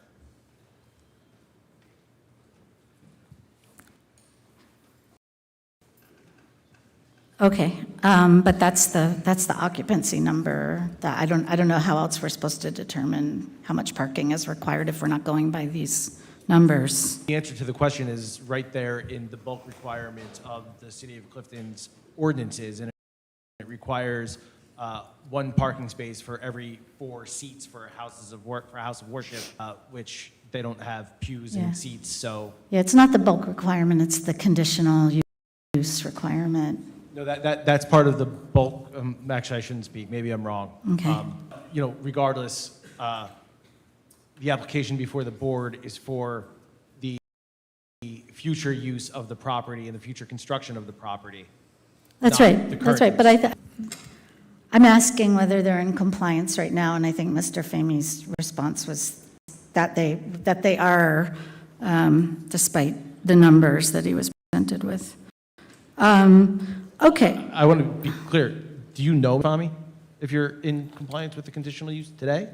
What I know is when the fire marshal comes and counts, he leaves without giving us a summons, so okay, I so don't know. you've never received a violation from Clifton zoning officer? The zoning officer, I think we did receive either a violation or a warning. He can correct me if I'm wrong regarding the tents last year in Ramadan. And so we addressed that when it came. Okay, but if you have 801 occupants and 88 spaces, I think it's pretty clear you don't have one parking space for every 4 occupants, do you? Again, this is fire load, though. Is there another code that determines occupancy? I believe so, isn't there? My understanding is the number that you're referring to is separate from the fire load. So- Okay. But if that's the case, then yes, maybe not received any violations. Okay, so now what is the proposed occupancy for the new project? So, comes down, there is the occupancy for the prayer area, and then there is the full building fire load occupancy. Okay, and what's the occupancy for the prayer area? The prayer area, I think we were saying is 837, within that range. I can't remember the exact number. Okay, and how was that number determined? That's the one that's determined based off spaces. Okay. I think that the, I'm sorry, but I'm trying to question the witness. yeah, but there's, Question, Yeah, you can redirect. do a you know. redirect. well, I just want to. Well, you want to make an objection, you can make an Yeah, objection. I think I want to make it to the characterization because there's a difference between the fire code permitted of a building versus the number of prayer mats that can fit in a room. And the ordinance requires the number of parking spaces to be based on the number of prayer mats in. Okay, your objection is noted. Okay, thank you.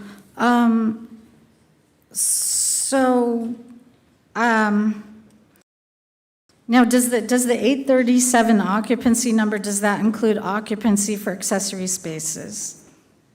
No, it does not. Okay, and did you see? It's not an occupancy number of 837. Is that an objection? Yes, I object, because there's not an occupancy number of 837 people. There is 837 prayer mats will comfortably fit the 2 prayer spaces in the new proposed mosque. That is different than the fire code capacity that the fire marshal will place on the building if and when the building opens to the public. Okay, your objection is noted. So will your occupancy ever exceed the ratio based upon the number of floor mats?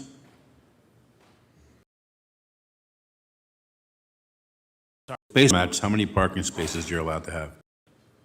And, I'm sorry, we determine the number of parking spaces by dividing floor mats by 4? That's correct. Okay, so how many floor mats are we talking about? 837. Okay, so 837 divided by 4, and Jill's going to tell me because she's good at math. You had 837 divided by 4 is 210 parking spaces, which is Okay. what is required, as I indicated in So my report. if you were to do the inverse, we could have 920 prayer mats and still be compliant with the parking requirements of the ordinance. And I guess the question is, will you ever have more than that amount of prayer mats? 900 and...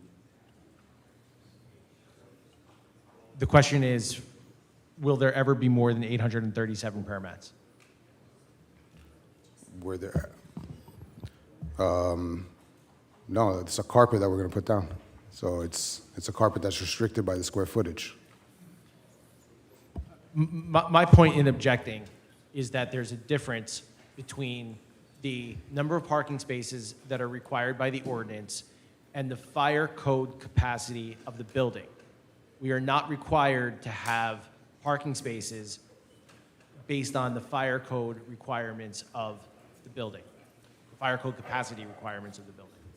But do you intend to have more occupants than the parking required by No, that's not the intention. The intention is that the rest of the people, if we max out at the 837, they can move around the building as needed to whatever activity they're going to. So That will is- there be 837 No, the way- in the prayer room and then another 150 in the Correct. multipurpose room? There will That- not be. That will not be the case. So just so you know, people are not walking in with their own prayer mat. There's an actual down, so people go. So we're actually restricted by this square footage, if that makes sense. Okay, and on the plan, what's the I guess I'm confused. The square footage of the prayer hall, I had the number 11,603. Maybe combined between the two, perhaps that sounds right. Okay, and what's the prayer rug? So are there separate prayer rugs? No, it is a carpet. It's a carpet like this. Oh, okay, okay. Yeah. So how can you, but you're saying there's an assumption that there's a certain size prayer rug, even though there aren't separate prayer rugs? Okay, Because there's no ordinance for a mosque, okay. we go off of an assumption of how much space an individual will take. Okay, so people don't have separate designated Correct. spaces. Okay, so is it possible then more people will fit than the assumption you're making of the prayer rug size? So if you understand the way the prayer happens again, like I said, yes, if everybody's standing up, you can fit a lot of people in there. But I don't just stand up. We prostrate down and then we put our head down. So our whole body goes down on the ground. So we're restricted by the actual space. If that makes more sense. Okay, so the proposed occupancy number of 837 is not related to the fire code. It is based upon your own estimate of how many theoretical prayer rugs would fit inside the prayer hall. I think that's fair. And they're not individual prayer rugs. Correct. Okay. All right. Now, the 837 number, though, that does not include occupancy for accessory spaces. That's correct. Okay, and did you see the memo from the fire department asking for occupancy numbers for the other spaces? Yes. And did you give those numbers to the fire department? I don't know, did you? I'm not sure. We need to check with the. I'm not sure, but generally speaking, it's going to be the fire marshal's final call as to occupancy. We can give an estimate, absolutely. And my understanding is, whether you're building a house of worship, you're building an office building, you're building a restaurant, as part of the CO process, the plans need to be provided to the construction office, and occupancy is then determined. Maybe it's provided by the architect. I just don't know. But during that process, that a fire code capacity is provided that the occupier, the user of that property, needs to adhere to. So when we got this occupancy, for example, the fire marshal said, we can do the count, or you can have your architect submit a count. So we asked the fire marshal to come do the count. So that's how we determined it. Okay. So what is the current occupancy of the prayer hall again? Just now that we've clarified that the fire code numbers are not necessarily the same as the prayer rug occupancy calculation. I think upstairs, you're looking at anywhere from 350 to 370, and then downstairs is about 250 to 300, within that range. Okay, so like 600 altogether? Something like that. Sometimes, I think sometimes we can squeeze a few more in. Okay. Now, I think I heard some testimony from you and from your architect that during prayer services that children would be in the gymnasium. No, during the prayer services, we want the children praying, but during Ramadan, when the program is at night, yes, we do want to have a place to have the kids program and let them play. Oh, I believe your architect testified that during prayer services, children would be in the gymnasium so they wouldn't disrupt the services. Sure. Is that? I think that will happen, yes. Okay. That's not going to happen every time, but I'm sure there are going to be plenty of occasions where that happens. How many kids do you estimate that would be? I don't know. Would that add to wouldn't that increase the occupancy beyond just the prayer hall number? If there's more people in there. Okay, so the 837, you could have 837 plus some number. Accessories? Yes, theoretically, that can be the case, yes. Some number of children, okay. And you just told me during Ramadan, children would also be in the gymnasium. Yes. Okay. So it's not, so you had testified that during prayer service, no one would be in other parts of the building, but that's not entirely accurate. No, I said that during the prayer services, there's no programming in anywhere else in the building. I also said I can't control if there's a nursing mother who's in the multipurpose room and she stands up to pray there. And if there's a situation where there are some kids who haven't come up to pray and they're playing in the gym, I'm sure that's going to happen. Okay, so That's not a by design feature. right, so the 837 limit could be exceeded and under certain circumstances. The 837 in the prayer room would be difficult to exceed because there's not enough space. But yes, if you're saying, are there 837 people and 50 kids playing in the gym? I'm sure that is possible, yes. Okay, okay, and, I mean, isn't that why it's important to provide occupancy numbers to the fire department for all of the public assembly spaces? I'm sure the fire department's not going to let us open up without that number, so. Okay. Now, on parking,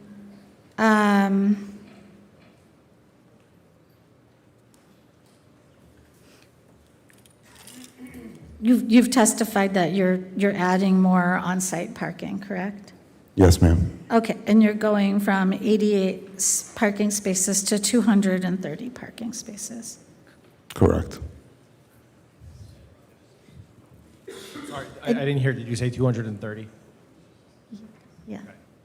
Yeah. And it was your testimony that you are attempting to maximize the on-site parking? That's correct, yes. Okay.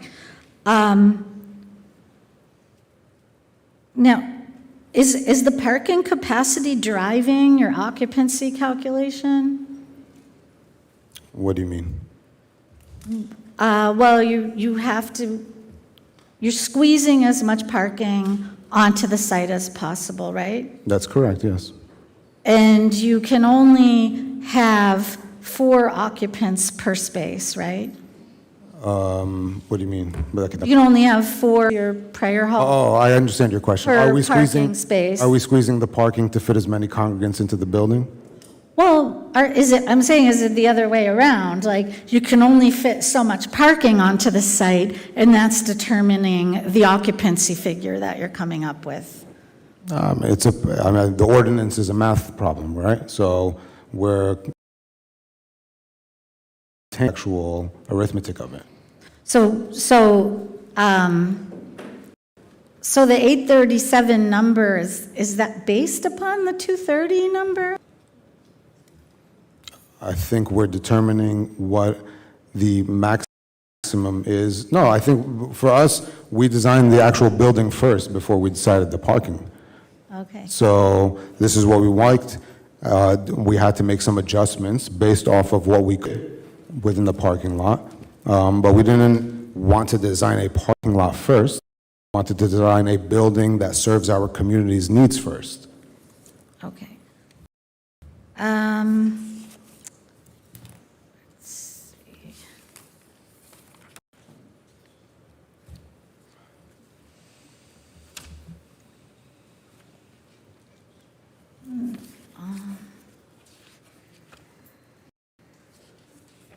And do you recall?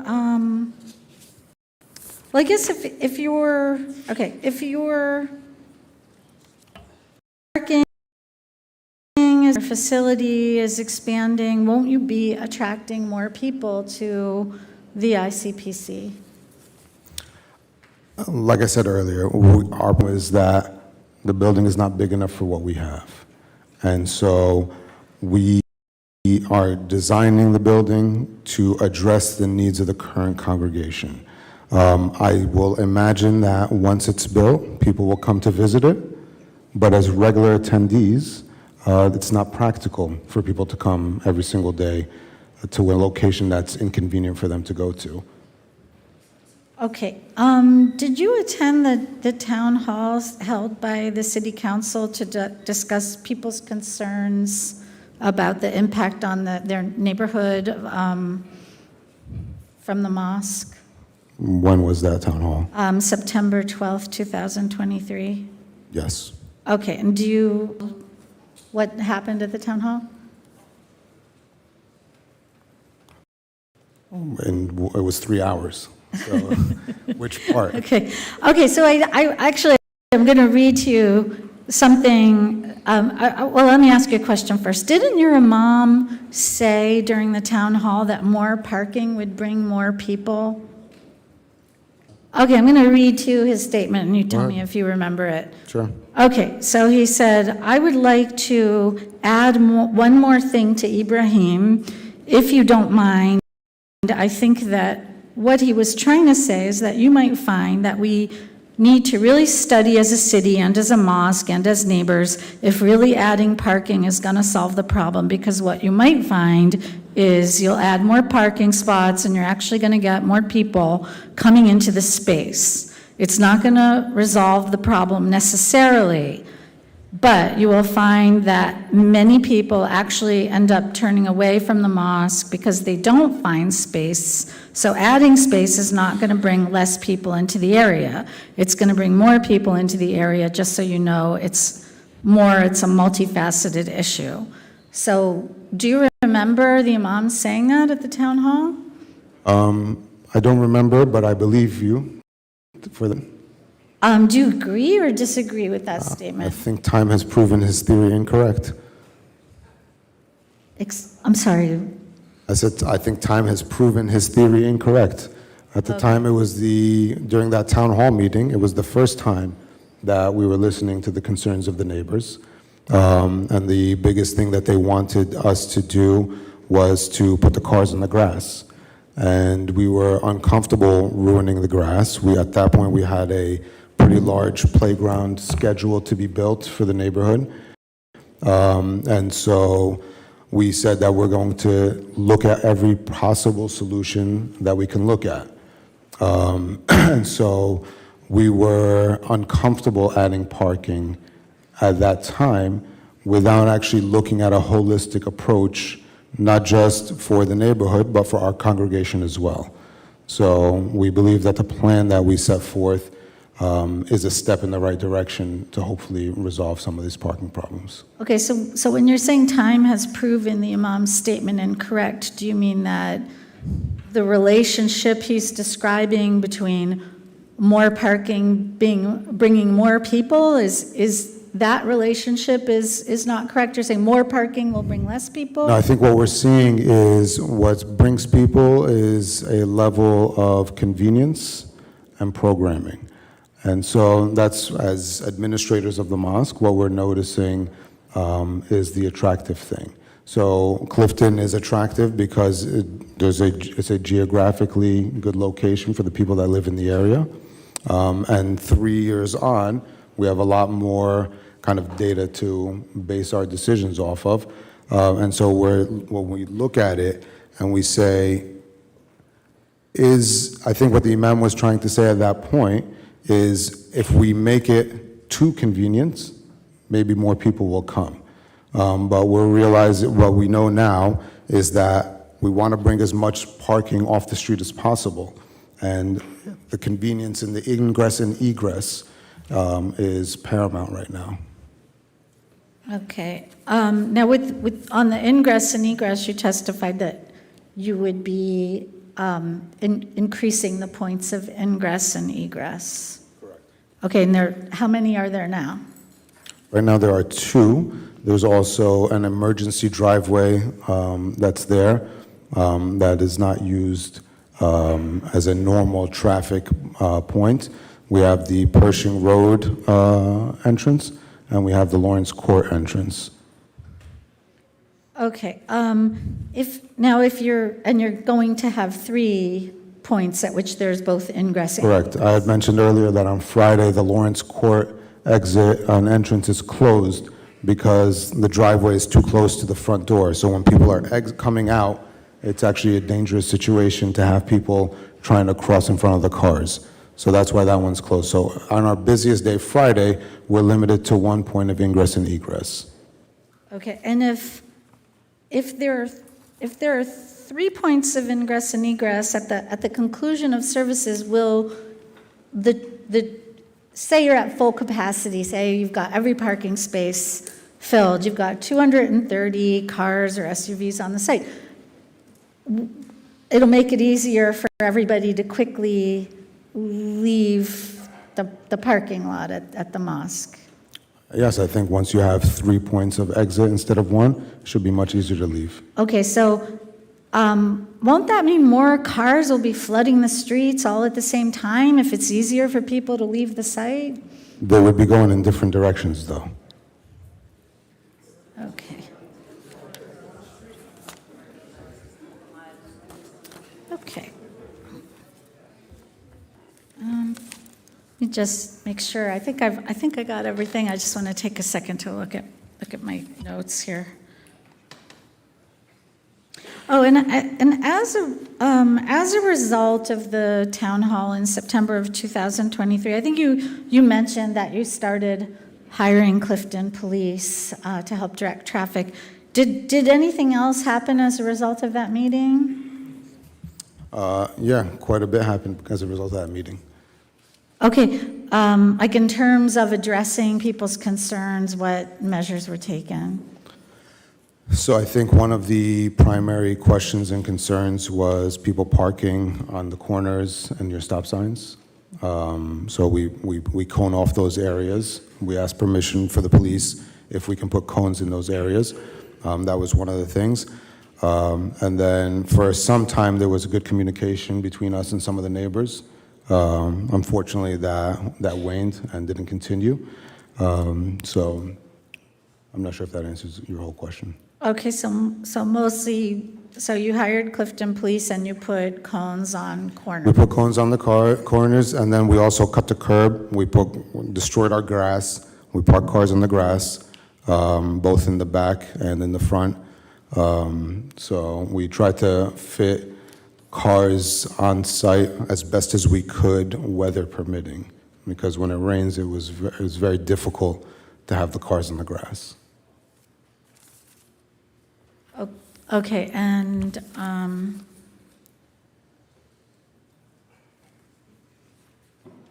now I do want to follow up on Mr. Rogers' question about, I guess, how would you know if you exceed the occupancy in the future? I think he made a very reasonable suggestion, which is getting one of those electronic counters. I think that's very fair. Okay. Okay, I think that's it for me. Thank you. Thank you. Okay, would someone else like to come up and ask a question? Can I just ask would you a want to? follow-up question? Okay. So, Mr. Fahmy, I know that, I don't think you're a mathematician, but what is 230 times 4? If you want to take a second to figure it out. Why don't you tell me, Sean? I believe it's 920. Sounds good to me. 920. So if the number of parking spaces were driving the occupancy, wouldn't you say that there's 920 parking mats? Sure, Right, but there's only 837, so you actually have excess parking correct. for what you're proposing. That's correct. This location generally works for, I just understood what you were saying. I had no idea what you were counting. sorry to come out of nowhere on that. This location, while it certainly has its inconveniences now, both for the ICPC and the neighborhood, and the fact that, you know, when there's excess, there's people praying outside, you need to put tents outside.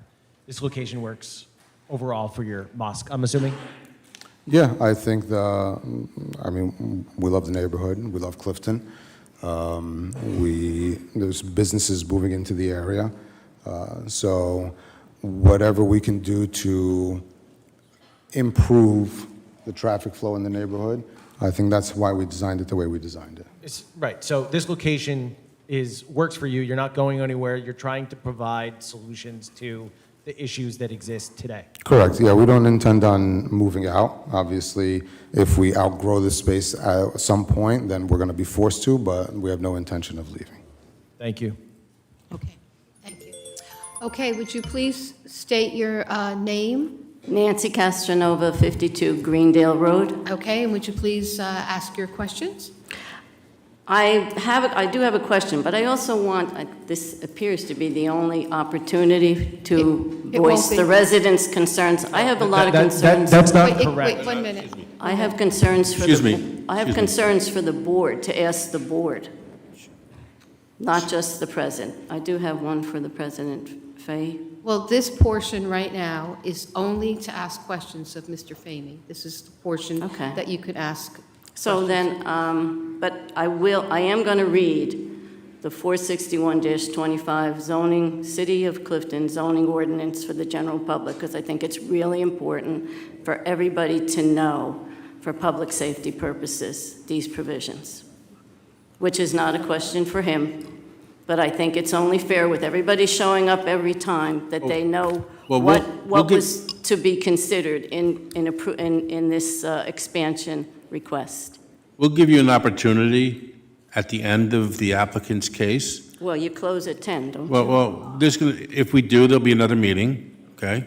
Right now, this is the applicant's case in chief, meaning the applicant puts on their witnesses, and everyone has the right to cross-examine those witnesses. Okay, At but the- I can ask him at- if he's aware of these provisions. At the end, So I will. at the end of the applicant's case, any member of the public can present testimony and evidence to support whatever position they wish to support.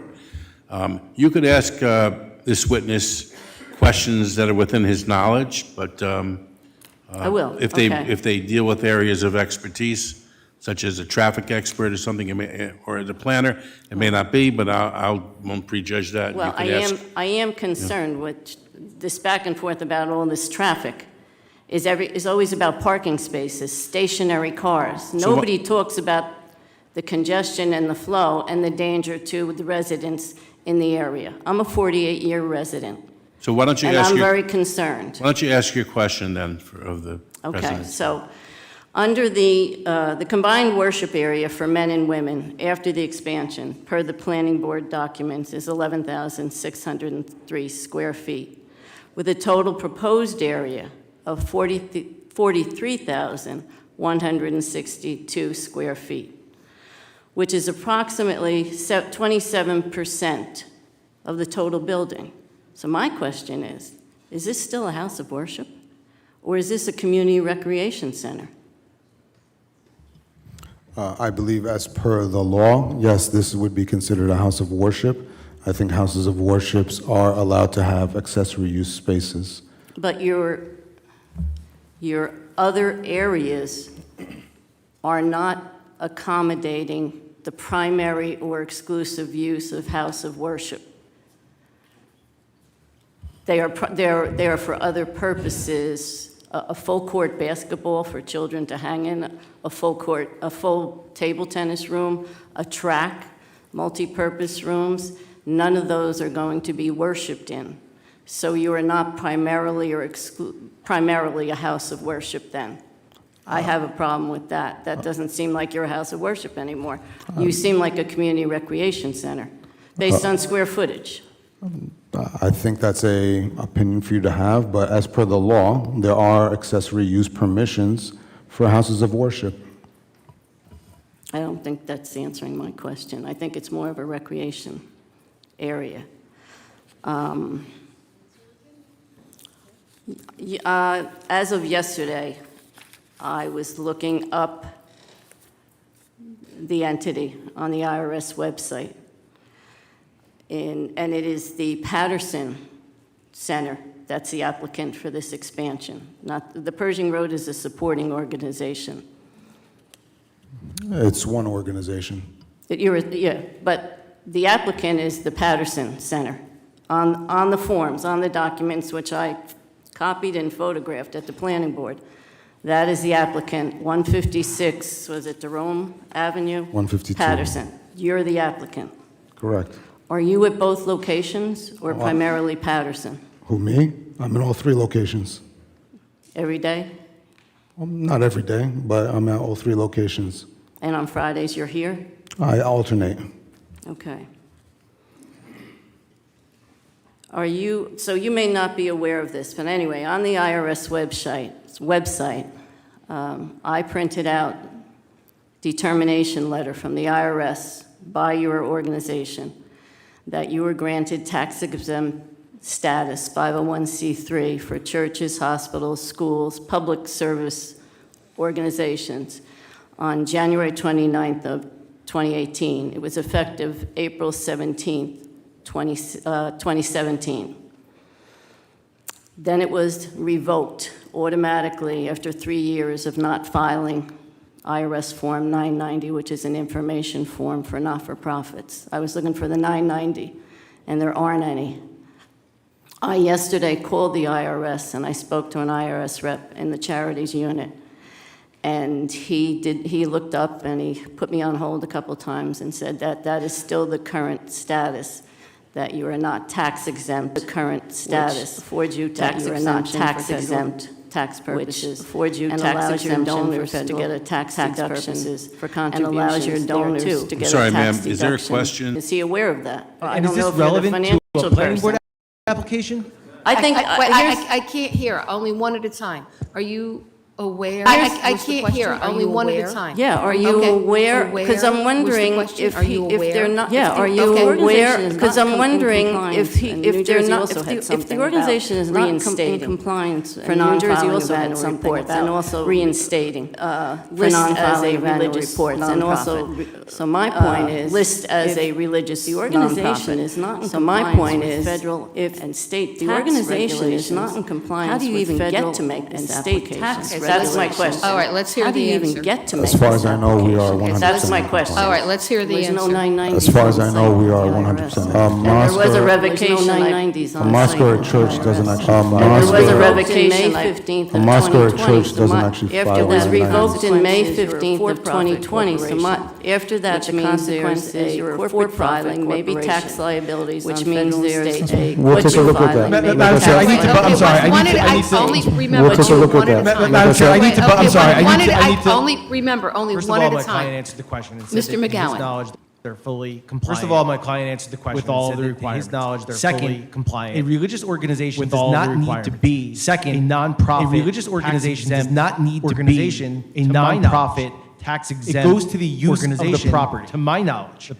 current use of the property of the property, and the planned use of the property. Current use of the property primarily used, and the planned use of the property is going to be primarily used It's as a only house of worship. 27% of it All right, is so- designated for house of worship. It's only So 27% you of asked it the is question, designated and for the house of witness worship. answered the That's question. So You have you another asked the question for the question, witness? and the witness answered the question. You have Well, another that's my question for the witness? of, how do you get to this point? Well, that's my question of federal and state tax rates. He said he believes he is compliant. Well, you have a lot of believe, He said he expect, and believes he assumes is here. compliant. Well, that's not real legal. Believe, Okay, so expect, and that- assume. you asked him a question. That's he not answered real it. legal. Okay, What? so I take his that- you answer asked that him a he's in question, compliance he because he answered said it. so. What? I take his answer that he's in. No, your answer is. Who do I believe? Your answer is, he doesn't know. He thinks he is. He says he believes they're in compliance. So So he will furnish these in the future, these returns?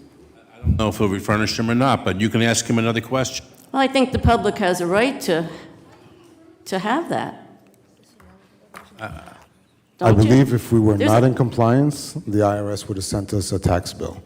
Okay, So, I mean, I will personally look into it. I do not believe we are not in compliance. We are 100% in compliance, Okay. and we'll double-check that. Then, okay, then I think you should furnish that. You are aware then, since you're at the mosque, that more than half of Pershing Road has no sidewalks? And Yes. so where everybody's talking about parking stationary, are you aware that there is a concern with pedestrians, dog walkers, baby carriages, that on a Friday, if you have 230 parking spaces that you request, in a 2-hour period, you have 460 cars that come in mainly between Clifton Avenue and Van Houten Avenue. Those are the two main entrances. And everybody does not drive subcompact. They're mostly SUVs and trucks with parking on both sides of Pershing Road. So a much higher standard of care is required for public safety for the residents in that area.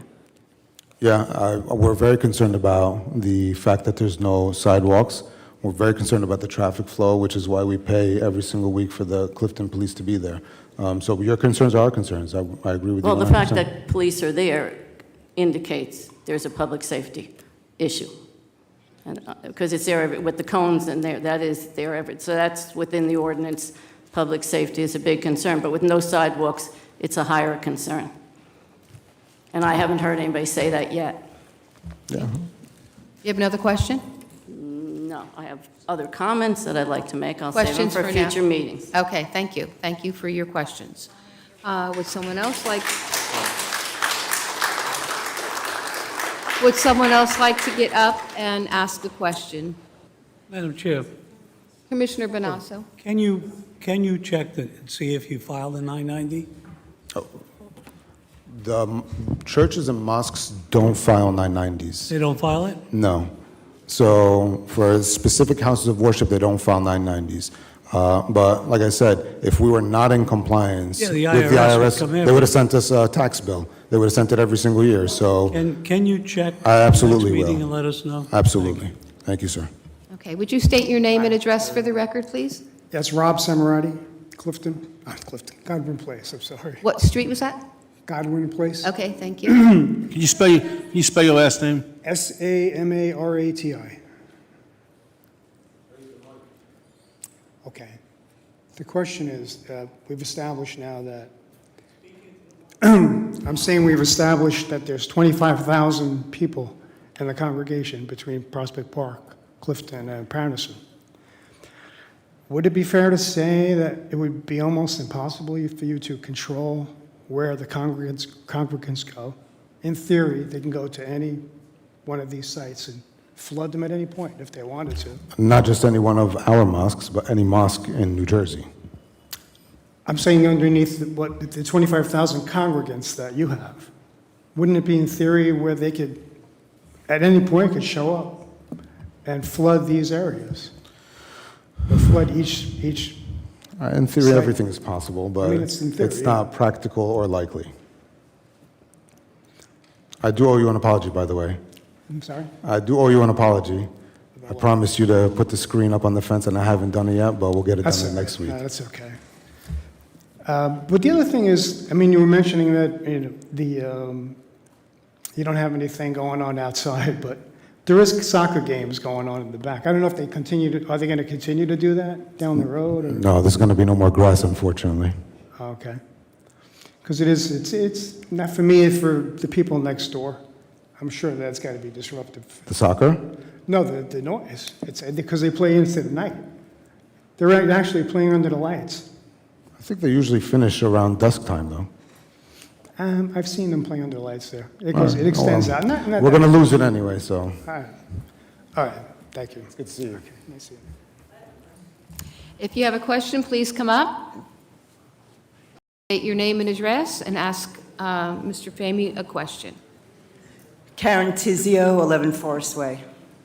You can ask your question. Do you live in this neighborhood?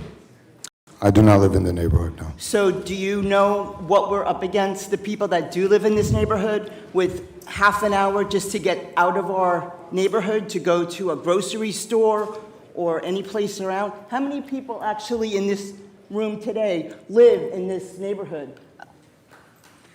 Okay, well, you're asking questions. We're not going to take a poll. Can you please ask him questions?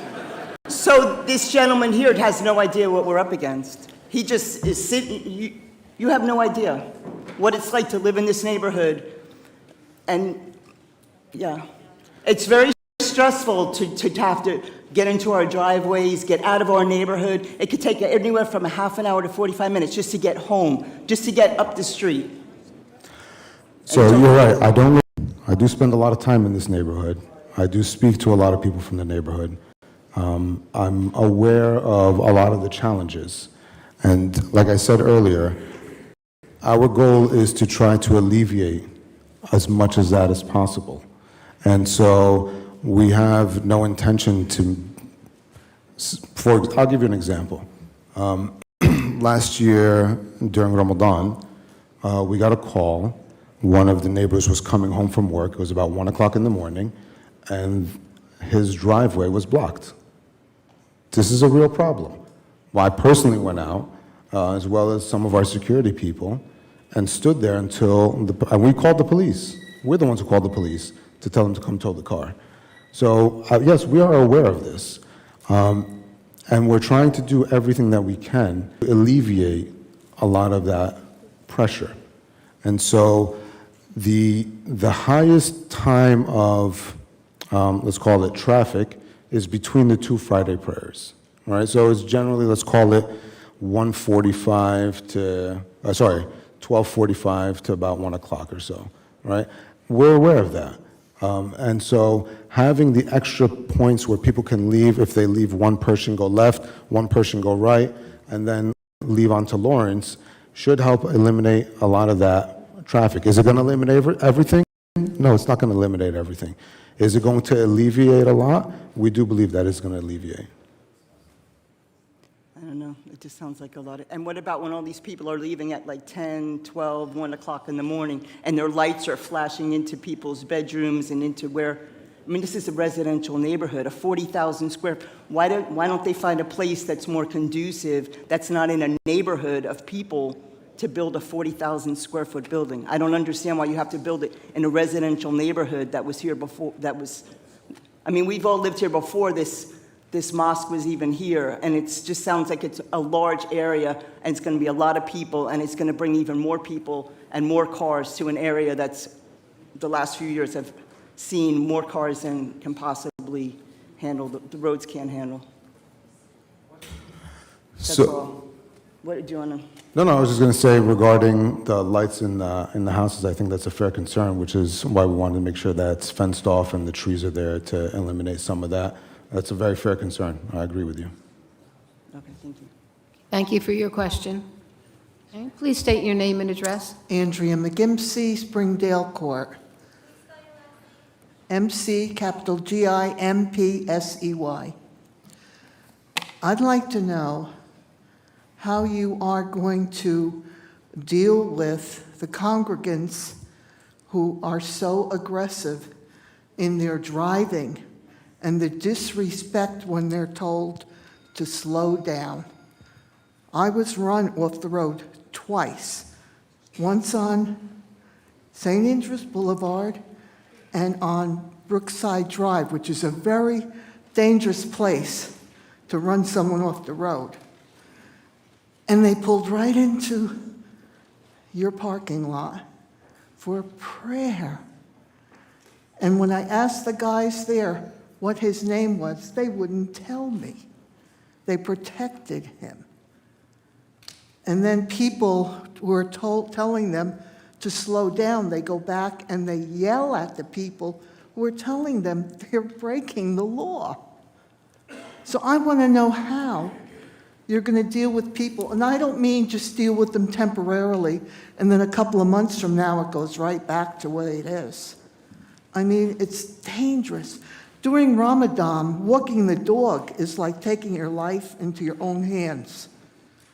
You try to cross the street, and they're all over the place.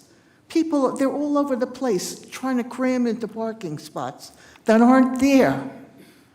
And then I want to know how you're going to deal with people who don't want to go into the parking lot because it takes too long to get in waiting for the guy to squeeze in. And then they want a fast getaway after prayer. So they'd rather park on the street than go into the parking lot. How are you going to deal with these things?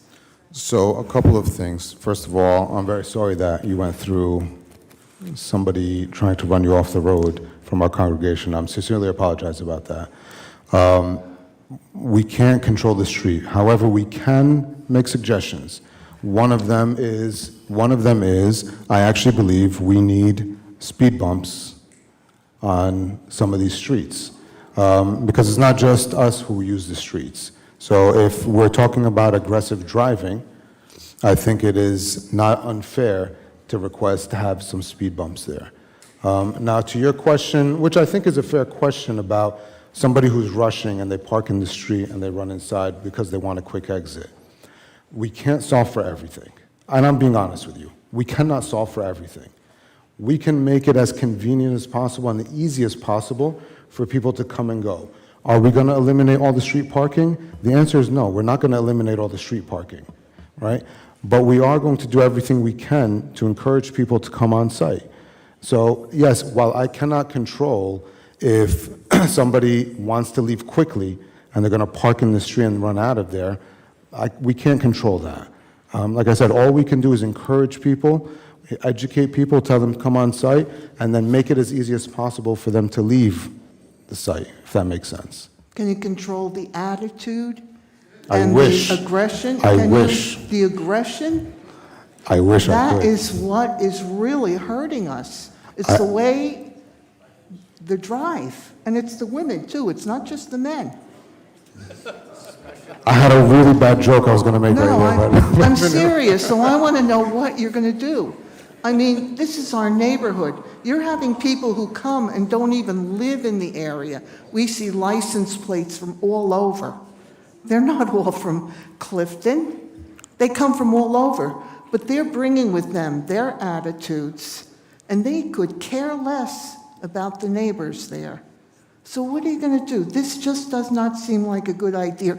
And I can't even conceive of the idea of building this thing, filling it up, and then leaving it because it's not big enough. That just seems like I can't see how you would ever do that. That doesn't make sense to me. It would be so costly for you to leave Yeah, we don't if wanna it gets filled up. We don't want to leave. I don't think that's true. I don't think you'll leave because it gets too full. I think we're going to be stuck with the attitude, the aggression, because things may smooth over for a while. But soon as you're here for a while with the big building and all these people, we're still going to be dealing with the aggression and the disrespect. And I don't want to tolerate that. And I don't think you should, So and neither what's do the we. answer? I want an answer. We will, It's not, my client can't control other people. Right. So, sure, to a question that he can't answer. We can't hear. We can't hear. We need the room to be quiet. Go ahead. He can't answer that question. He can't answer how other people are going to act. I get it, she asked the question once or twice for effect, but she's still asking the question. It's a theoretical question that he can't answer. Well, he could I say... know you can't he could- answer it, but he I'm could- still asking it. I mean, we need help. We need help. And this, What I'll say is this this. is not good in our neighborhood. It really isn't. What I'll say is this, I want you to understand that if people are disrespectful, I actually personally want to know about it. If there's somebody's disrespecting you, I will actually tell you who to speak to. Because I want to know, I want to tell you who it was. You can't tell me who it was. You cannot tell me who it was. But you can inform me that an incident happened.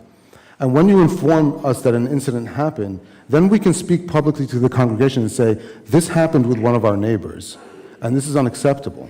And if you're going to do this behavior, go find somewhere else to pray, right? Because ultimately, it doesn't benefit us in any way to disrespect you.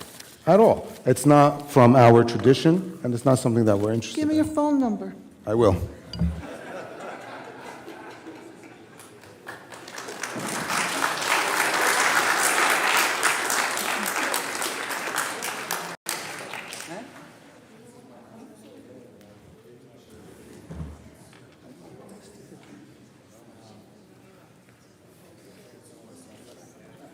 Okay, okay. You can call him anytime.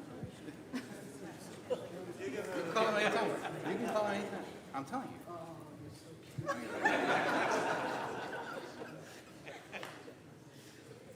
you. Okay, you will be our last speaker this evening. We close at 10 o'clock. I'll let you get your question in. okay. Good And evening. then our next meeting, Mr. Fahmy will be back, and we'll continue with the open public portion.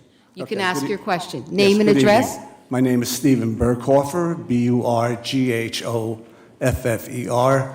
I live on 61 Irma Avenue in Clifton. Okay. Basically, the question is about amount of people that sit in a car. The answer that everybody said was 4 people per car that drive Well, to and ask from the him your mosque. question. Just To ask him. him. Okay.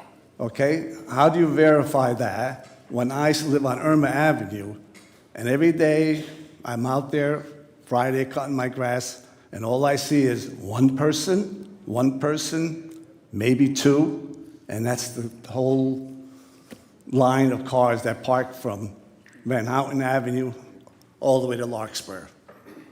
So I don't know where the planning board comes up with minimum 4 people per car, which is a bunch of garbage, I think. Thank you. Well, do you want him to answer it? Do you want him to answer your Yes. question? So I can't verify how many people are in a car. I believe the board or the ordinance uses the number of 4 as a guideline to how much they permit within the prayer area.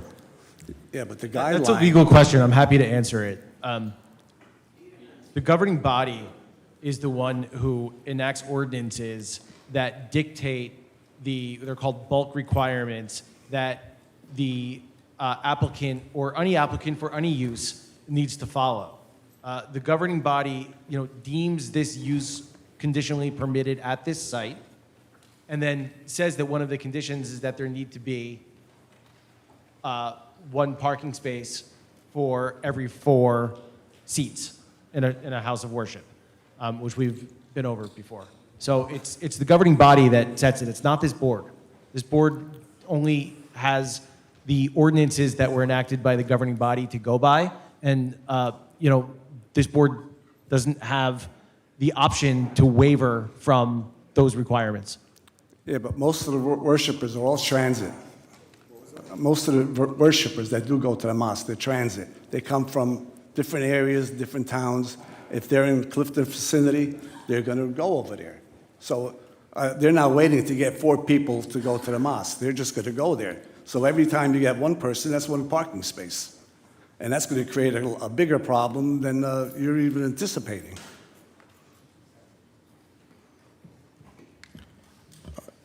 I'm not sure I understand the question, sir. You would get a lot of worshipers coming to your mosque, okay? They're not from Clifton, they're not from Patterson, they might be from Jersey City traveling through, and they say, hey, there's a mosque on Persian Road. I got you. And I understand now. for all those people that do come to visit, you're going to have that many more cars that you're not accommodating for the parking situation with the traffic flow and everything else. Yeah, look, I think specifically with the Friday prayer, we have a very good general number of how many people are coming to the Friday prayer. Right? It's pretty steady throughout the year, except for, I would call it maybe 2 or 3 holiday weekends. Thanksgiving, Black Friday, for example, is busy. Your New Year's week, that's busy around Christmas time. So, but generally speaking, it's about the same amount of people. And those are, yes, you do get people from outside of town, 100%. But you do also get people who live outside of town who work in town. So we're getting a mixed bag of them. We can't control who's coming, where they're coming from, et cetera, but we're trying to accommodate as many cars on site as possible. Are all your members registered with the mosque to say, my name is Steve, I belong to the mosque? They're all registered? No, there's not a membership like that for the mosque. I mean, nobody has to register in the mosque to say, I need certain services. I'm not Muslim, so I don't know what the Yeah. whole procedure is. But other faiths have, you want to belong to a congregation, you join the parish or the Yeah, it's a little bit congregation. different. It's a little bit different with a mosque. It's But not. It's not there's like that. no physical mailing addressed to anybody. No, we have some mail. We do have mailing addresses.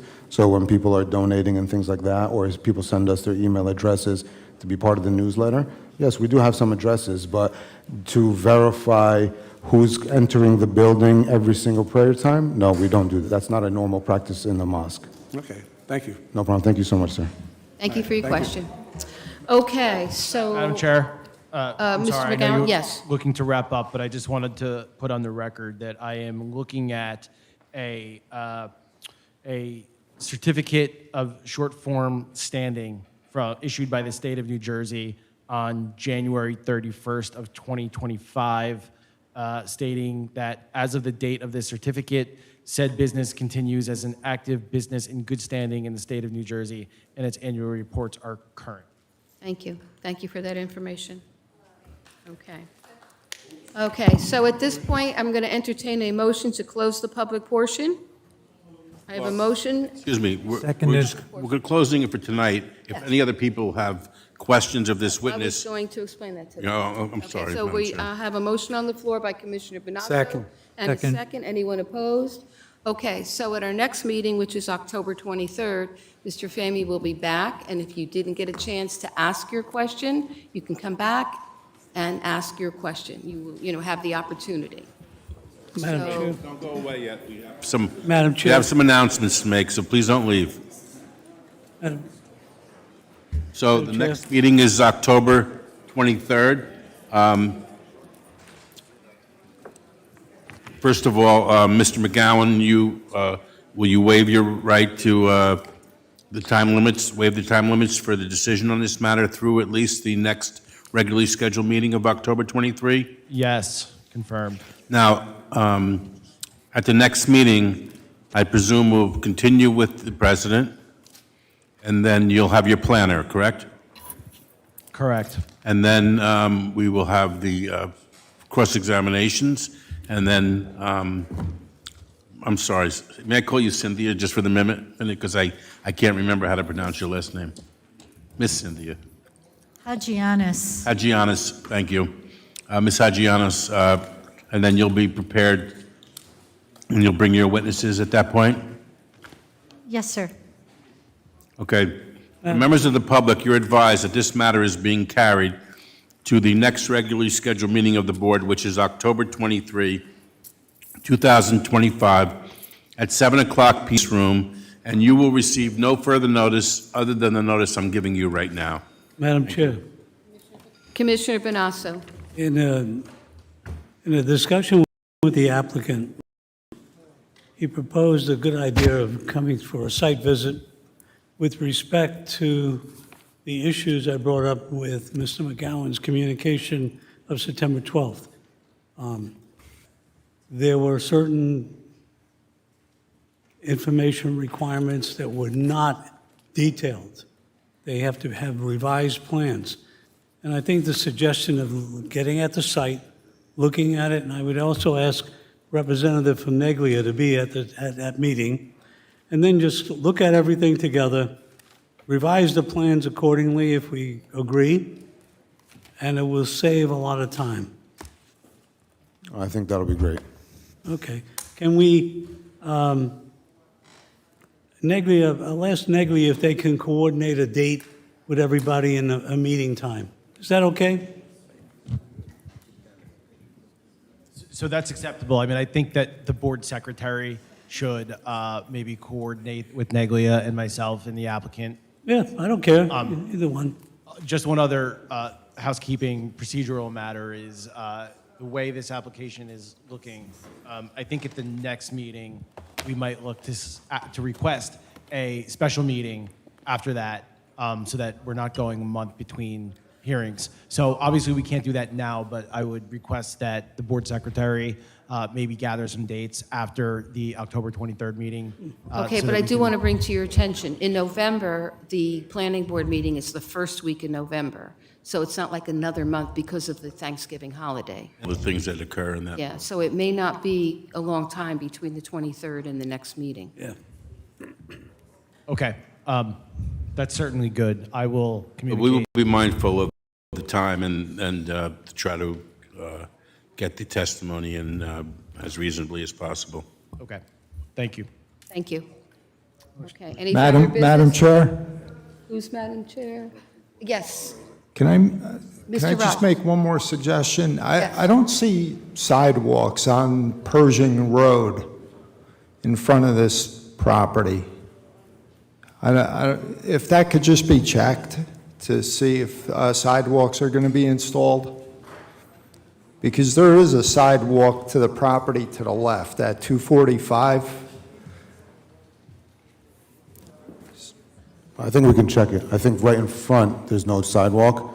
I'm not sure if one of the houses on the side has a sidewalk. Well, the houses to the left of the property have sidewalks, the houses to the right do not, but if you're not proposing sidewalks, you should. Okay. The same way, if a new house was being built, we would require sidewalks to be installed. All right, we'll tell them Thank to you. take a look at that. Okay, thank you. Motion to adjourn? I have a motion on the floor to adjourn. I have a motion on the floor to adjourn and a second. Anyone opposed? Second. 10:14.